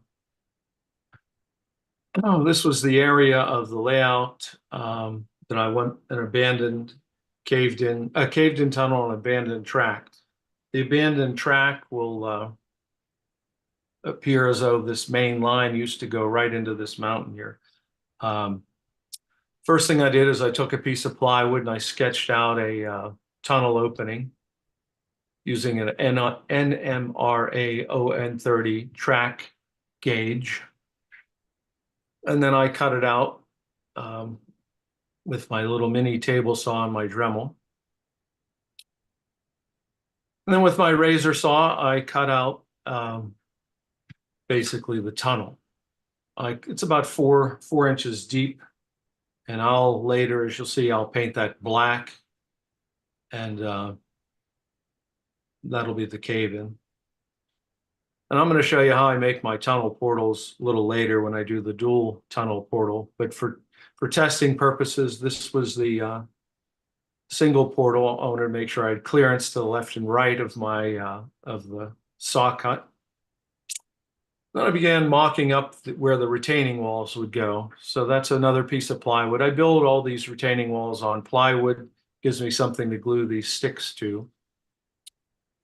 Next up, I have a bridge abutment. I had to position, these are the two key positions. I couldn't build the retaining wall here in between these two until I knew the exact position of this bridge abutment and this tunnel. So this is Elmer glued in place. Then I cut my piece of plywood to fit in between these two structures, the tunnel portal and the bridge abutment. Then I did a mock-up, what I call my first mock-up. So this is the general mock-up. This is not in yet. This is a piece of fascia board that I put in. Here's that bridge. There's going to be a tunnel up here. There's going to be some analog tracks up here, some DC tracks with a DC transformer down below. Everything on my layout's now digital command control, but up here is going to be an excuse to run my old analog locomotives back and forth. This is an old kit. That's all I got left of it. So this is going to be, I'll call it a kit bash, but when I'm done, it's going to be a scratch build, basically. That'll be in a later part of the series. Another two, I'm back into the tunnel and a crossing here. Tracks going this way. It'll look interesting. I haven't totally have it figured out yet, but it'll look kind of neat. Now I wanted to show you how I stained the stone bridge abutment. First of all, the bridge abutment are nothing more than HO scale on my O scale layout. These are retaining walls from Woodland Scenics. They come in a single large height. I use them at full height, and I cut out one of these segments so that with a razor saw, I didn't want to have two towers, if you will. So I just cut one out, glued it together, and I began using my magic weathering wash, which is the steel wool and white vinegar. And it turned out rather nice for cut stone. We call that a rock face in the stone industry. They actually chisel 180 or 360 degrees around that to get that look. So they saw cut it and then they hand chisel it, just for reference. Next, I needed a timber retaining wall. So I started with, these are inexpensive craft sticks from Hobby Lobby. I cut them to length. Then with my razor saw, I scored them, and then I stained them. And then I removed the fuzzies with a light sanding paper. In this case, I used two colors of Hunter Line stain. I just used a light brown and a dark brown. This is a plywood base. I put a series of lines in here so that I don't get run out, even though this isn't a very high retaining wall. It's nice to have reference lines on there. I used a combination of super glue and yellow glue to put these pieces on. I put them on in random colors, dark, couple lights, dark, light, couple darks. There's the finished wall, total random look to it. I only use the super glue when these things were warped and lifting, because super glue is like arc welding something. It instantly bonds and held down the warped wood. This is 040 plastic. I'm putting this retaining wall on a plastic base, and these little plastic pieces are the cross member reinforcements. I'll show you in a moment where they go. So I took my pin vise and I drilled some holes across the about halfway up. These are 12 by 12s. They too were it's 1/4-inch material. They were scored with my razor saw, then stained the darker color, and then with a pin vise and a little drill bit, I drilled holes in preparation to put these hex nuts on from Grant Line. There's basically the finished wall. So those little plastic pieces you saw earlier, those are just glued on here. And then these are the Grant Line hex nuts. I cut the, if you look, see these, see that little piece of plastic bolt? When you put them on the, here, you have to shear that bolt off and just glue them onto the styrene. So here they have the pins, here they don't have the pins. Then I put it in place, the retaining wall. I wanted plastic here because I'm going to put ground cover over here, and I didn't want it's just I didn't want it to be wood. It would warp. So when I put Elmer's glue down here and Woodland Scenic cement and some sort of ground cover, if that's wood, that's gonna warp. So I always put the bases of my retaining walls are always plastic. Now I constructed what I call an interesting concrete block retaining wall. Interesting because basically if you just take a piece of Monster Works concrete block and paint it gray, it's a relatively uninteresting wall, if you will. So the first thing I did is cut some of those blocks out to show a little decay. Then I put some brick behind it and stained this. This was a technique to have multiple materials on a retaining wall. Some of you may recall from my shantytown, I did a little wall on the 3 rental homes that had all these various, just makes for something visually interesting. The easiest thing, and a lot of people do, is the cliche. They just do a wood retaining wall like here on the right. This is far more interesting to the eye to have all these multiple surfaces, materials. There's my tunnel portal maturing there. These are those Grant Line bolts. These are styrene 040 cut out with the same technique as the retaining wall. All these techniques are just repeatable here. So an overview of the progress so far. Another mock-up. So there's my tunnel portal. There's the wall. Scene starting to shape up. Here in the background is the next project, which you'll see in a moment, is the dual tunnel portal. So this has 2 openings. The first thing I did is looked online and researched a whole bunch of tunnel portals. Then I came up with my own idea. I start with a piece of plywood, 2 NMRA, well, actually 1, but 1 NMRA ON30 track gauge. I just outlined it here and outlined it here. Cut it out with my little table saw, little micro mark table saw, and with a Dremel I cut this out.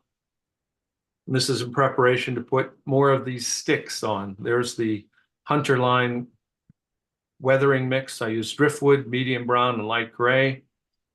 I did not texture these with the razor saw. I thought they had enough detail as they were. So I began gluing them on with yellow glue. Occasionally I would use a spot of super glue if I had one that was misbehaving or warped. You just build it up layer after layer. You can't tell that they're basically strips of wood when you're done. There's no point to use 1/4 inch material, 12 by 12 material here. It'd be a waste of materials and would be much more costly. These are just craft sticks. So you're just building it up. Later, I'll go back with my micro mark table saw, as you'll see, and I'll trim this flush on both sides. Now I begin putting the 12 by 12s in place. I did score these with my razor saw, and they're stained the dark brown. I wound up cutting this off. And I just put a 4x4 down the middle here. So this is the thing all trimmed out. I think it looks pretty attractive, especially, see the randomness of the color. And this is as far as I got. These will be next week. you'll see that this will be finished. About 6 o'clock this evening, I took this picture. These will all be rusted. This special V goes in here. These are special length pieces. They bridge this gap, and the others will be populated. But anyway, this will be in essence finished next show. And it's just really exciting for me to move on to a different project. The last project was started in June, Shantytown. It just finished last week. This should finish probably May or so. And that's what I have for you this evening. Fantastic as always. Anybody have any questions for Tom? Tom, thank you so very much. We look forward to seeing you finish it up next week. Thank you for having me. Enjoy. Thank you. Thank you. Bye. Well, now I want to turn to Martin Breckbiel, NMR, for his normal Scratchbuilders Corner. Martin, how are you? I'm working on functional. I might get there. I may object to the use of the word normal. Anything but. Let's see. Yeah, maybe up to subnormal. I don't know. Anywho. Come on, there you go. Well, so much for the first page. We'll move right along. Must be getting late. So, where did I stop last week? Last week was a long time ago. 168 hours ago. I don't know how I was expected to remember these things. Okay, so first floor. We had the first floor assembled with a removable ceiling floor unit for the second floor to be built up on. So that's what it looked like, sort of, from the front. There's this removable floor thing, ceiling, floor, depends on which side of it you're on. If you're underneath of it, it's the ceiling. If you're standing on it, it's the floor. I didn't bother to put in floor trusses and such.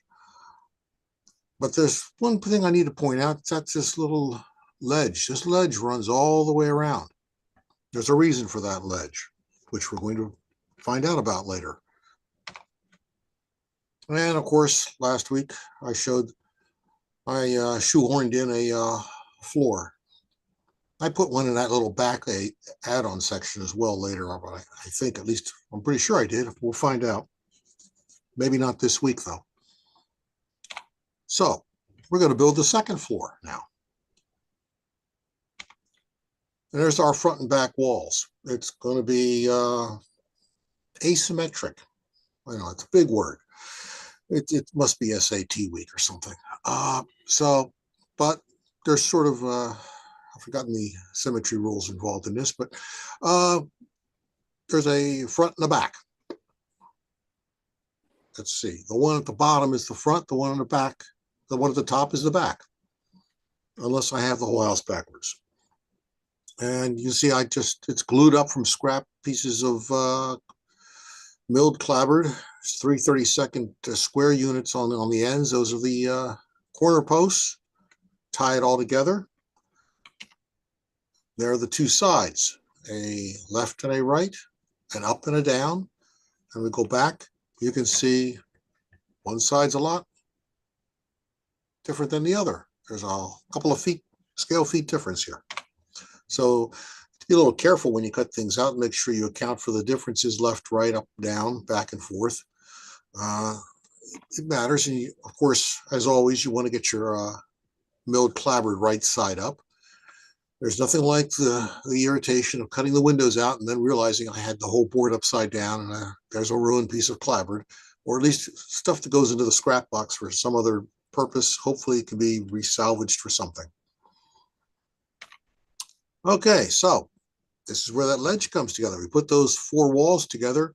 They sit on that ledge and tie together as a unit, just like that. And they drop right in there. Well, of course, the one side doesn't have anything because there is no wall on that side. That's a roof section. But it all ties together, drops in on that ledge. And if you have a modest proficiency with a ruler preferably one that goes down into the millimeters.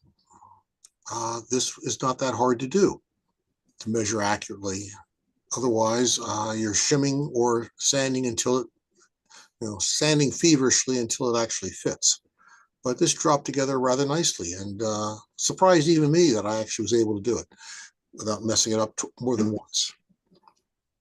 But it all ties together, and a little bit of goo and CA.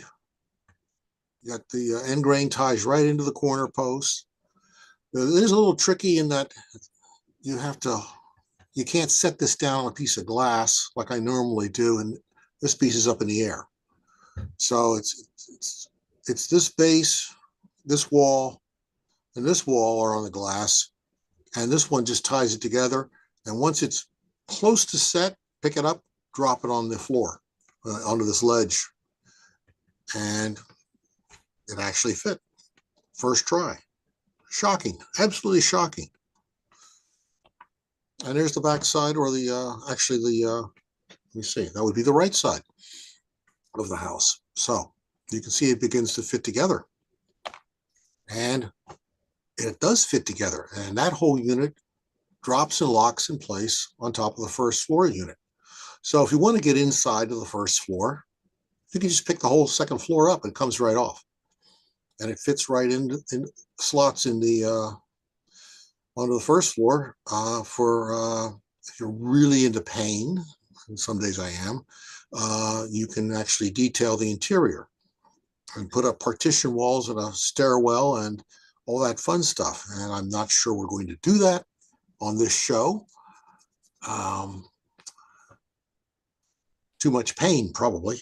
That costs extra if I do that. Here's just for a little bit of pain. Second floor room partitions. So that's just some 1/16 inch basswood, a couple of Grant line door frames, and you glue it all up. Sand fit, sand fit, sand fit, trim, trim, sand fit. See the little notches down here.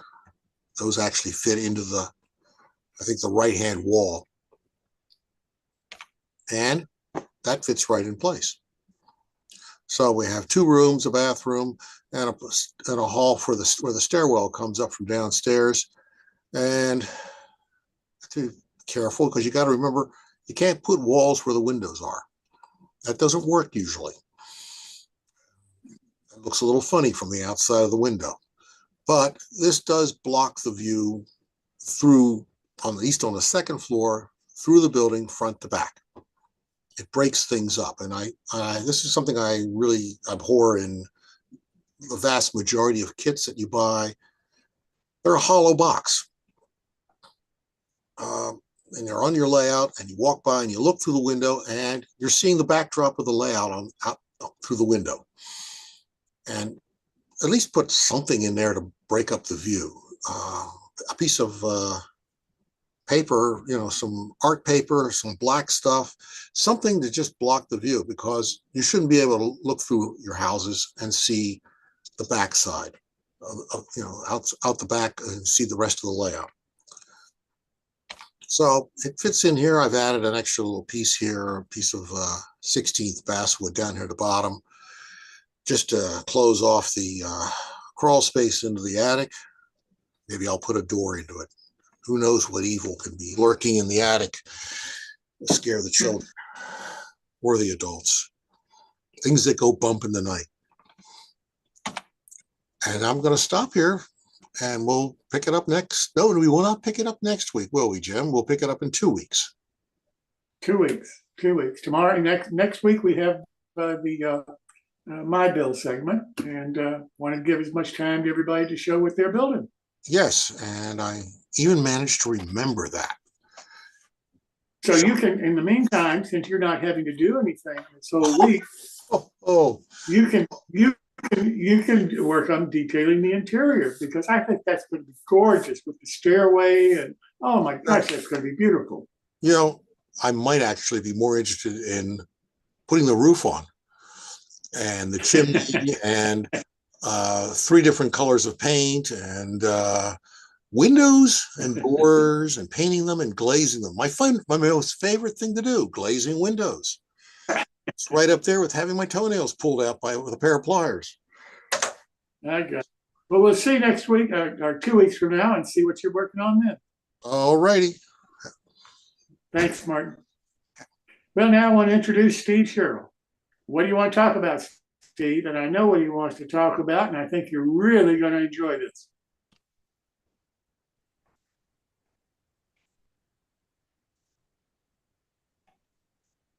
Did Steve go to sleep?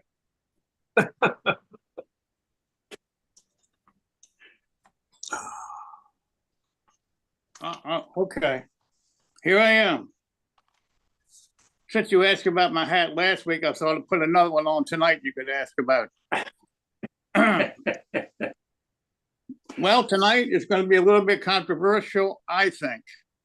It's not directed at anyone. It's just an observations that I have, experiences that I have seen, and stuff that I've done. Unfortunately, I couldn't go to my training room tonight because I couldn't get any reception out there. I couldn't get any connection. So if I had the title tonight, it would be Rundown, Rusted, Rubble, Dilapidated, Weathered, and Appropriate Era Modeling. So right away, people are probably saying, oh my God, what's going on now? So I'm probably going to need some help in somebody like Ed O'Rourke, Tom Farrell, of course, and Larry McDonald. So I'm going to be asking you guys for some help during this, okay? So stand by and be ready when I call on you, please. In building my layout, I established a location,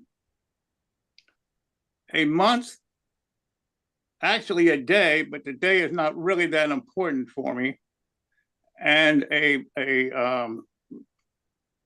period of time, meaning as far as summer, fall, winter, spring, and also daylight. So what I did was I established a date of April 1947.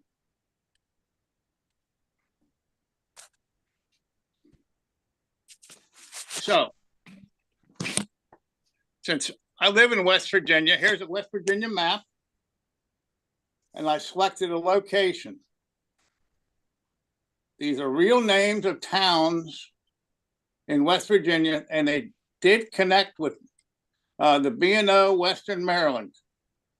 And I tried to show that connection with a narrow gauge hookup, but it was only through coal processing, transfer, and cross-platform transfer.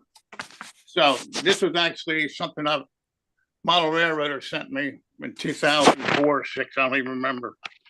But anyway, so now I've got a time and a place and what I'm going to model.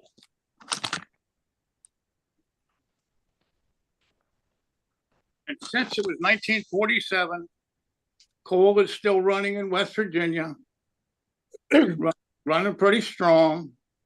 It's after the war. I don't have a lot of metal laying around. They've already collected all this for World War II. The engines are well worn from their service during the wars. So I can rust, I can run down, and I can dilapidate some of the buildings. And I tried to do this. I know that some of it's actually, when we model, we over rust, I believe. This is my choice for terms, okay? And it's not against anybody. I try not to have that amount of rust on my locomotives. I just have weathering on the running gear. And the buildings have faded paint because most of the guys have been away at the war. They haven't had haven't had a chance to actually get back and restore the buildings. Some of them are still in the service and haven't even mustered out yet. So again, remember, this is 1947. You need to have authentic era vehicles. Now, in 1947, a lot of guys came back from the war. They wanted brand new cars, but there were still a lot of cars available in the 30s that they were using. You know, they were there when they left, and when they came back, they still had them until they could have a chance to even go and buy a new one. There was a lot of industry still going from right after the war. So what I would like to do is to have the buildings would be a little bit weathered. If I would have somebody like Ed O'Rourke, if you would please, are you there? Yep. Okay, Ed, yes. You showed some very nice buildings that you had some weathering on them. It wasn't overdone. If you could show your buildings again, can you access that? I don't, I'd have to share my screen to do that. I don't know if we can, that would should take you out of the mix here. That's okay. Not important. Let me see what I'm trying to illustrate is everybody has an idea of what the weathering techniques are and what they want their buildings to look like. They're not the same as mine, and they shouldn't be, because we're not the same. We're not modeling the same area. And I'm modeling West Virginia. I don't know what Ed, what are you modeling? I'm sorry, I can't remember. I'm modeling the New Haven in the 1950s. I don't have a specific date in there. I'm in the early 50s, you know. Okay, so you're modeling my choice because I wanted the most of the New Haven steam was scrapped in 1950, but I wanted some of them, and you know, so there's an era in there. And New Haven was pretty prosperous then. After the war, they'd made a lot of money moving freight during the war, and they hadn't run into the competition from the Eastern Shuttle and the interstate highway system. So they were doing pretty well, and most of the equipment reflects that. Okay, so you were actually modeling an actual railroad. Right. I have a fictitious narrow gauge railroad that I'm modeling, but I do have a connection with real railroads. So I have to real standard gauge Baltimore, Ohio, and Western Maryland, you know, on the layout. So what I did was I created one car of coal and one boxcar. That was enough. It's in the background. It showed the connection. So that was that. Your buildings, you had some blackened brick, some darkened brick, I believe, which looked very nice. So that was your concept for showing a little age on the buildings. I don't know when they were built or anything like that, as far as the history goes. But that was, you know, very nice, very nice. Now, if I go to, thank you. Okay. Tom. Yeah. Okay, Tom. What era are you modeling? Oh, I'm modeling the Great Depression, which so is 1920. I'm modeling the worst years of the Great Depression, 1929, 1932, specifically probably 32. So you're going to show a lot of shantytown type. Yeah, I'm going to have my theme this time is, you know, along the railroad tracks aren't exactly the highest property values in any city. They're always down in the, like, I'm a native from Pittsburgh, and if you look at where the railroads were in the 30s, they're along the rivers, and the steel mills are there in the industry, and it all looks run down and beat. So my main line is going to go through a series of hobo camps, shanty towns, blown out buildings, just total, you know, the unemployment rate in the Great Depression was 25%. And, you know, it's just 13 million people were unemployed. And so everything's going to be in a semi state of disrepair. And so are you trying to I haven't seen any vehicles on this new layout, you know. So you're going to try to maintain that authentic vehicles. Yeah, I have. 20s, they'd still be using horses. No, well, I do have, there will be one horse and carriage, but there are a lot of automobiles in the 20s and 30s, and I have them, I purchased quite a number of them. They're on the layout now. You've done an excellent job on your weathering, your colors. You've used a lot, you know, I think you've done an excellent job on that. And I'm looking forward to the new parts. Yeah, and I'll give you if you don't mind, I can share a screen real quick. So here's everybody see that? Yeah. Mm-hmm. There you go. So there's a scene on the new railroad. A boxcar that they robbed wood to make that shanty to the left. These are a bunch of hobos sitting around the fire, and half of them are drunk, and that's going to be the theme all along my main line. Just, you know. And that's the area you're modeling, so that's absolutely correct. So you have maintained that. What I'm trying to say is, if you establish location, time, and a year, you have done something to give you a parameter of what you want to model, and that should be put into what you're making. And if you follow that and you do a little history, you can see that, hey, in my era, there weren't a lot of buildings that had fallen down. You know, there weren't a lot of metal hanging around. They've already turned this in. And the locomotives were just practically worn out. You know, and that's when the diesels are starting to come in, starting to make the transition. Although I don't have any diesel on my railroad. But I just think that if we do this, it's easier to get an idea of how we want to weather our structures, our track, our road beds. You know, maintenance wasn't always up to par for every railroad. No. I mean, New Haven may have maintained theirs great. My narrow gauge railroad wasn't so great, you know? Sure, sure, yeah. These are all... They'd be struggling. They'd be probably going to be abandoned in 5 years. Yeah. Right. Although the railroad was a very large employer, you know, maybe the largest at the time. I mean, in my own area here in West Virginia, Brunswick, Maryland, Martinsburg, Cumberland, these were places that had thousands of people.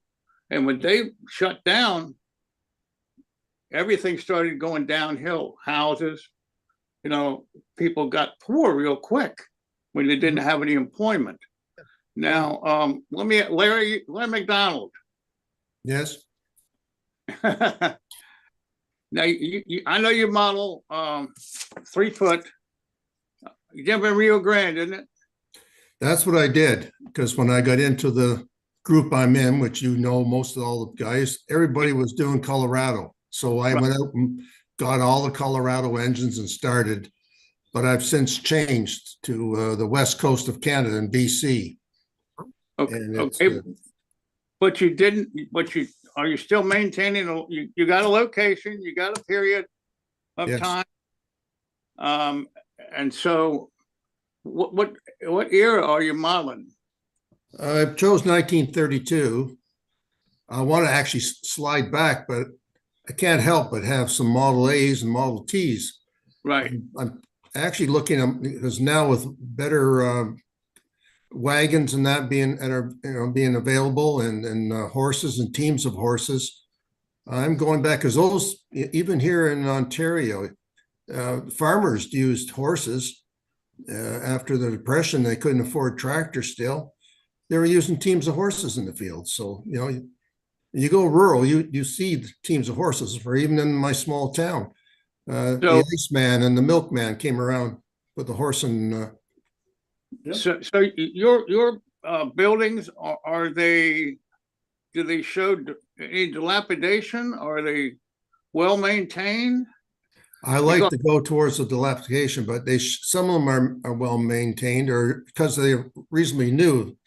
It's a proto freelance, but it's based on some of the history of other railroads in the area. Okay, so, it's still you're still narrow gauge though, right? 3 feet. Yes, 3 feet. Yes, and a little bit. There's an ON 30 tram line. Okay. So, what your weathering techniques are the same as they were from Colorado? Yes, pretty much. Okay. Now, are you in mountainous area? Yes, that's why I chose BC, because I didn't have to take down the mountains that I already had in my backdrops fit. Very Okay. mountainous, so it worked for me. Okay. So The thing I didn't like about Colorado, it didn't have any water transport and connections to water transport, and I just got to have boats. So right. Okay, thank you. Rich Randall, you still here? I don't know if Rich is still here or not. Hey, Steve, there's a couple of my cars there on the layout. See that one? I can't. Yeah, I see the one in the background. Yeah. Yeah. Yeah. There's another one. See? Yeah. Okay. Yeah. Rick is still Very here, nice. but I don't think his video Very is on. No. Let me ask Gary. Gary Sherrill. Yes, sir.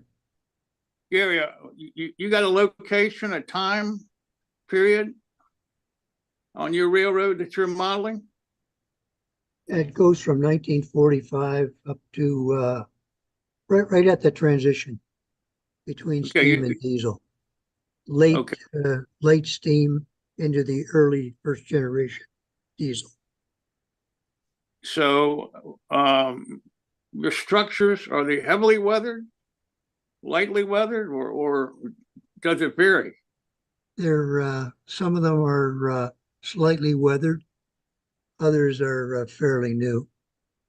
Yeah, I know if I went to a layout, and I know there's some where you go and they have every single structure just absolutely, you wonder how the people open the door and it stays up, you know, and you know that really there's nothing that's not going to happen, you know, in real life.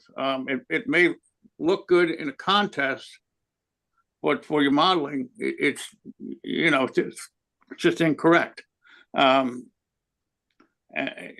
I think new modelers really need to get established a location, time, and when they're modeling. I think that will really give them some guidance. I know it's difficult now because everybody wants to have the diesels and they want to run the long trains, and they're really getting stuff off the shelf and putting on the layout. But you can still weather the stuff up with chalks, pastels, spray paint. This is all possibility to change the looks of your structures. You know, there is no wrong way to do this. Yeah, There's no wrong look. That's the thing I think you have to remember, Steve, is that not everybody wants to do that. And if, you know, it's my railroad, do whatever I damn please with it. And, you know, if you don't like it, well, that's too bad. Don't look at it. You know, not everybody, I've got one guy who I know, everything's, you know, right out of the box. It's absolutely gorgeous. And that's what appeals to him. He doesn't weather things. He doesn't have a particular, you know, prototype that he's modeling. That's his thing. Another guy models the 4th of July weekend of 1948 in the Adirondack Mountains. He's that specific about it, and that works for him. Why not? You know, whatever floats your boat. I know, but a lot of the prototype modelers are really strict on. I mean, they pick a day of the week. Yeah. An actual date and what happened. You know, I don't know where they get the information from on that date, but and they recreate the structure as it looked on that day, you know? And I mean, that's a little extreme in my book, but you know, that's what they do. And it's perfectly acceptable. I have no problem at all with that type of thing. Well, the model, an engine after it's been in a wreck, you know, it looked different yesterday or a month ago. And I think that's what makes it really nice to have a layout that you did. It's not like anybody else's. 0-30 is famous for that. There are no two 0-30 layouts ever look the same. Right. I mean, You can go to the extent of Al Judy, how like he likes the weather, and I really appreciate that too. I enjoy seeing that in the rundown. And but this is a calendar here of a Canadian Class 1 railroad. And yes. this is a Northern, which would have been on passenger trains when by my house was a kid. But this is getting near the end of steam, but still, they're well maintained, but there is weathering on them. You know, Yes. down around the wheels, the cylinders are back by the ash pans. If they aren't getting constantly washed, they're going to be dirty. Yeah. If I modeled the New Haven in the 60s, after the Eastern Shuttle came in and after the interstate highway was built, all the engines, the cars would be filthy because they didn't have any money. They were ready, they'd gone bankrupt, and they didn't run the car washers anymore. They couldn't afford to, and so it'd be a totally different thing. I don't care for that. But that's a Class 1 railroad too, isn't it? So that's what you find. It's whatever floats your boat. If this is what you like, do absolutely. Absolutely. I mean, that's a good thing about model railroading is, you know, it may not be our style, but we'll accept it, an appreciation of what this person did. You know, he put a lot of effort into it, and it's okay, but it's not us. Yeah, it's not what I would do, but you can appreciate the modeling that's done. Absolutely. Well, I think that's for the purpose of your railroad, what you're trying to conjure. Or are you trying to show something like I built a little layout for a historical layout for a museum? And so you have to try to follow as closely to it, you know, what it was in real life to show people, you know, trying to get the message or show what it was like back then. But yeah, I just can't go off and have rundown engines the way I'd like. You know, these are little 440s back in the late 1800s, but they were well kept, even though it's a small venture to begin with, and then consumed by Grand Trunk Railway and then CN eventually. Yeah. Greg Cassidy, what's your take on this? You're a Western Maryland guy. Yeah, I agree with you, Steve. I agree with all you guys have been saying. On my layout, I model the mid 60s, Western Maryland in a particular area around Hancock, Maryland. And I have some older buildings that are a little run down as they'd have in the area. And I have a few new buildings that, because they're working buildings, they're factories, they're kept up because they have to be. They have to meet certain standards. OSHA was around by then and people were inspecting stuff. And I have a small main street where most of the stores that are doing business, you know, are in pretty good shape, but around back, they'll have rust on the dumpsters and stuff like that. Yeah. Yeah. Yeah. I used to ride up there. My parents moved to Berkeley Springs in '64. And so I used to go through there every week, just about, you know. And one day the railroad tracks weren't there anymore. I know. I mean, I took a lot of pictures around there so that I could get the flavor of the buildings. And, you know, by the 60s, you still have a lot of stuff left around from the early parts of the 20th century. Some of them have been kept up and some of them have been let go. So you can model the whole range of stuff. Yeah, I mean, you can have buildings in a city, you know, that were built in the 1890s, 1880s, that are still standing and still in use. In the 60s, they started putting those awful facades on some of them, which Yeah. sort of like, I don't know, painting a New York Central Hudson red, white, and blue and green, you know. That's the thing. You do anything before here and it's accurate. You've got to watch out for things that come after. In the 1950s was when they started painting the mailboxes blue instead of green.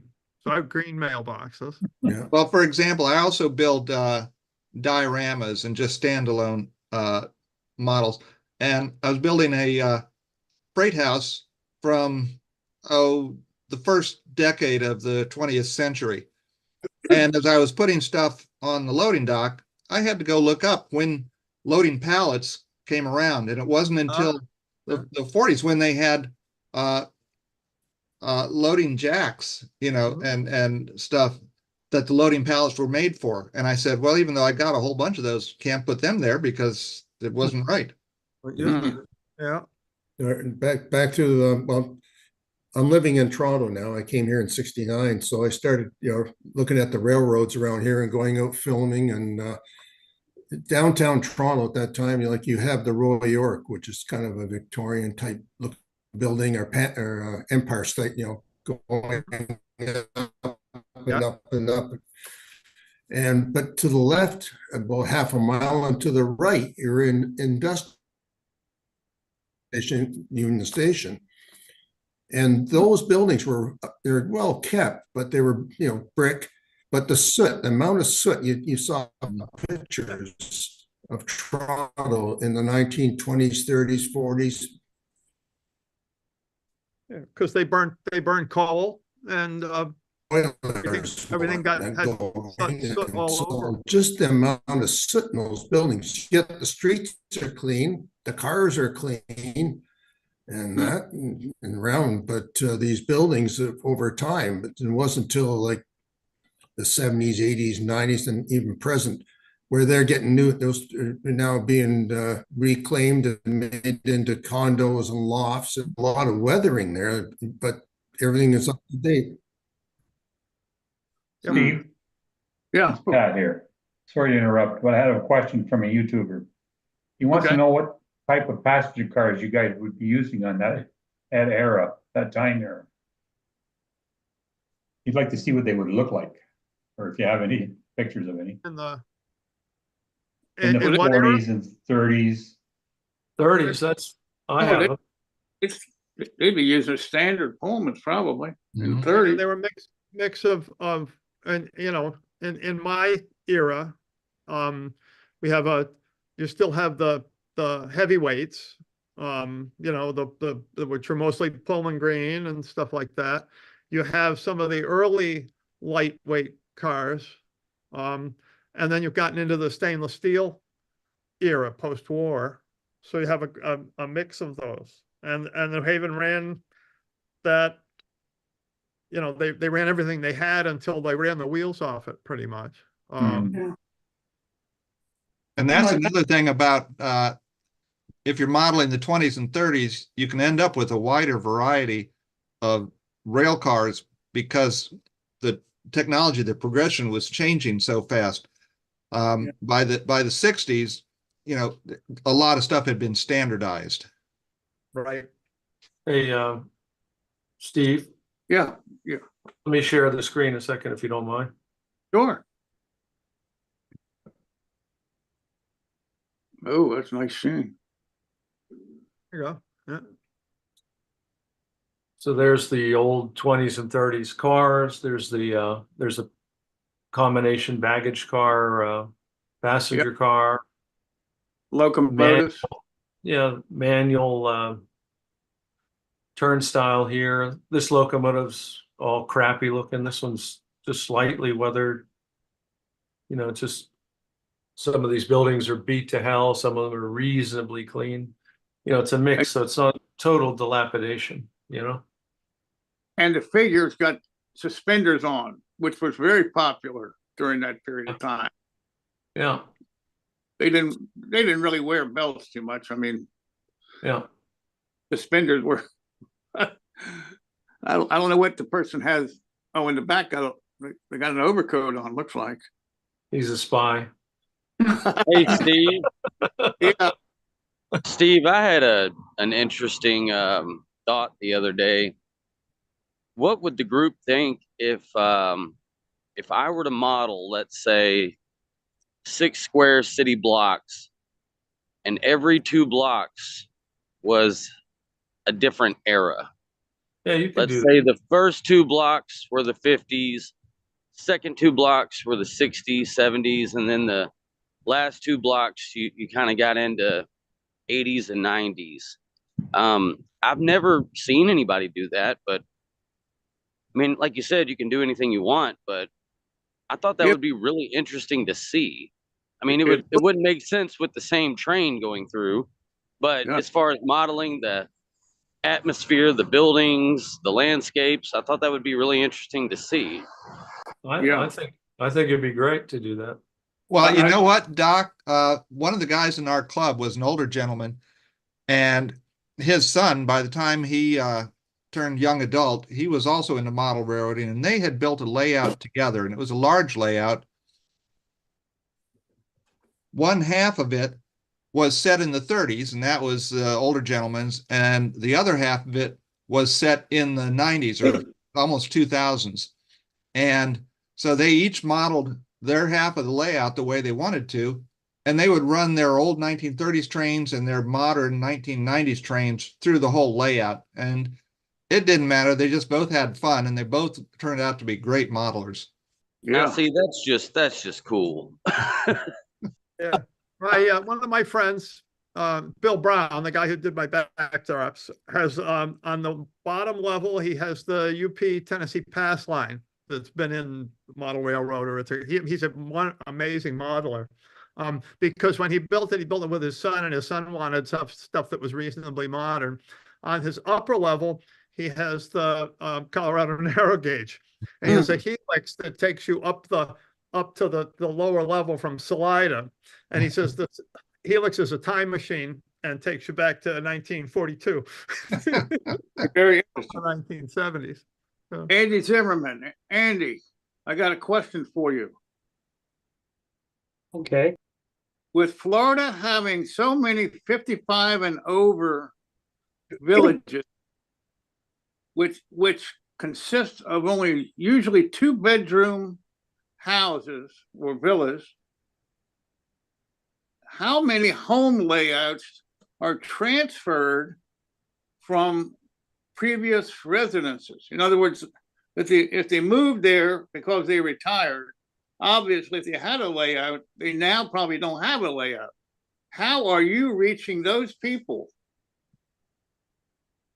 Well, usually when we find those people, they're usually kind of stuck between the house that they had in Ohio that has a basement and the house that they have in Florida that doesn't have any basement, but might have a spare bedroom or a garage they can use, or some Florida houses do have basements, but there's not a lot. So so typically when they come to and talk to us about it, we try to help them rebuild it. Like, had a guy from California came in, he had a nice layout in California, and now he had to restart his layout here in Florida because he brought all his stuff, but he didn't bring all the bench work and everything else. So we just got together and we just started helping him reconstruct something similar to what he had before. So there's about 5 of us that are helping him out right now. But it's a lot of this is at the local level. So we have to encourage the local people to help out, and we have to try to encourage the clubs to help out. Because, I mean, face it, when you first get here, you're looking for a club. You're not looking for an NMRA, division, but you're looking for a club, and you're trying to jump in, get to know people. And so we try to reach out to the clubs to offer them assistance, and or any NMRA members that show up on our end of month report, we offer them we try to get them the assistance they need as well. So sometimes we get a whole club to go down and help somebody out. We had a O-Scale Club down here just south of me.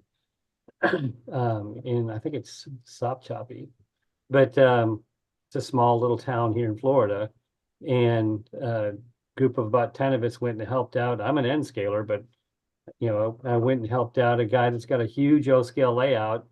He just gotten to the point where he had built it as far as he could build it, and now he was getting kind of some medical issues and some other things, and he knew he was on his way out the door, but he didn't want to leave it that way. He wanted his kids to have a legacy. So we helped him right until he passed, and then we helped the kids continue it until it turned out fairly nice. You can run operations on it now. Oh, that's great. That's great. Well, listen, I hate to stop this, Steve. I think it's been a great discussion, and you guys are welcome to continue it. But I think to give Phil and Pat a break, we've got to terminate the show and then go from there. But thanks so much for doing this, Steve, because it's a great discussion tonight. Yeah, it's good. Good discussion. Hey, I love your hat. I love your hat. Now, tell me about your hat. Where'd you get that? There is a big story about this. I'll tell you after we close. All right, then let me do this. Pat, if you'll run our caboose, then we'll get out of here.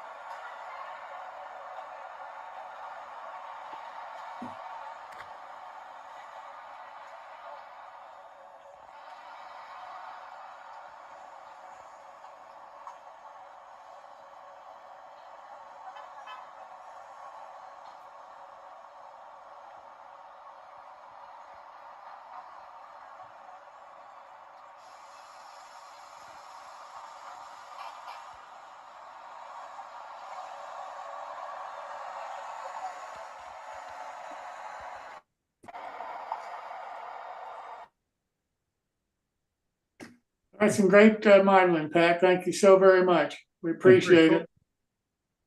I hope everybody had a good time tonight. I hope you enjoyed the show. Most importantly, I hope you learned something. That's what it's all about. So happy modeling until next Wednesday, and we'll see you then. Thanks, Jim. Thank you, Pat.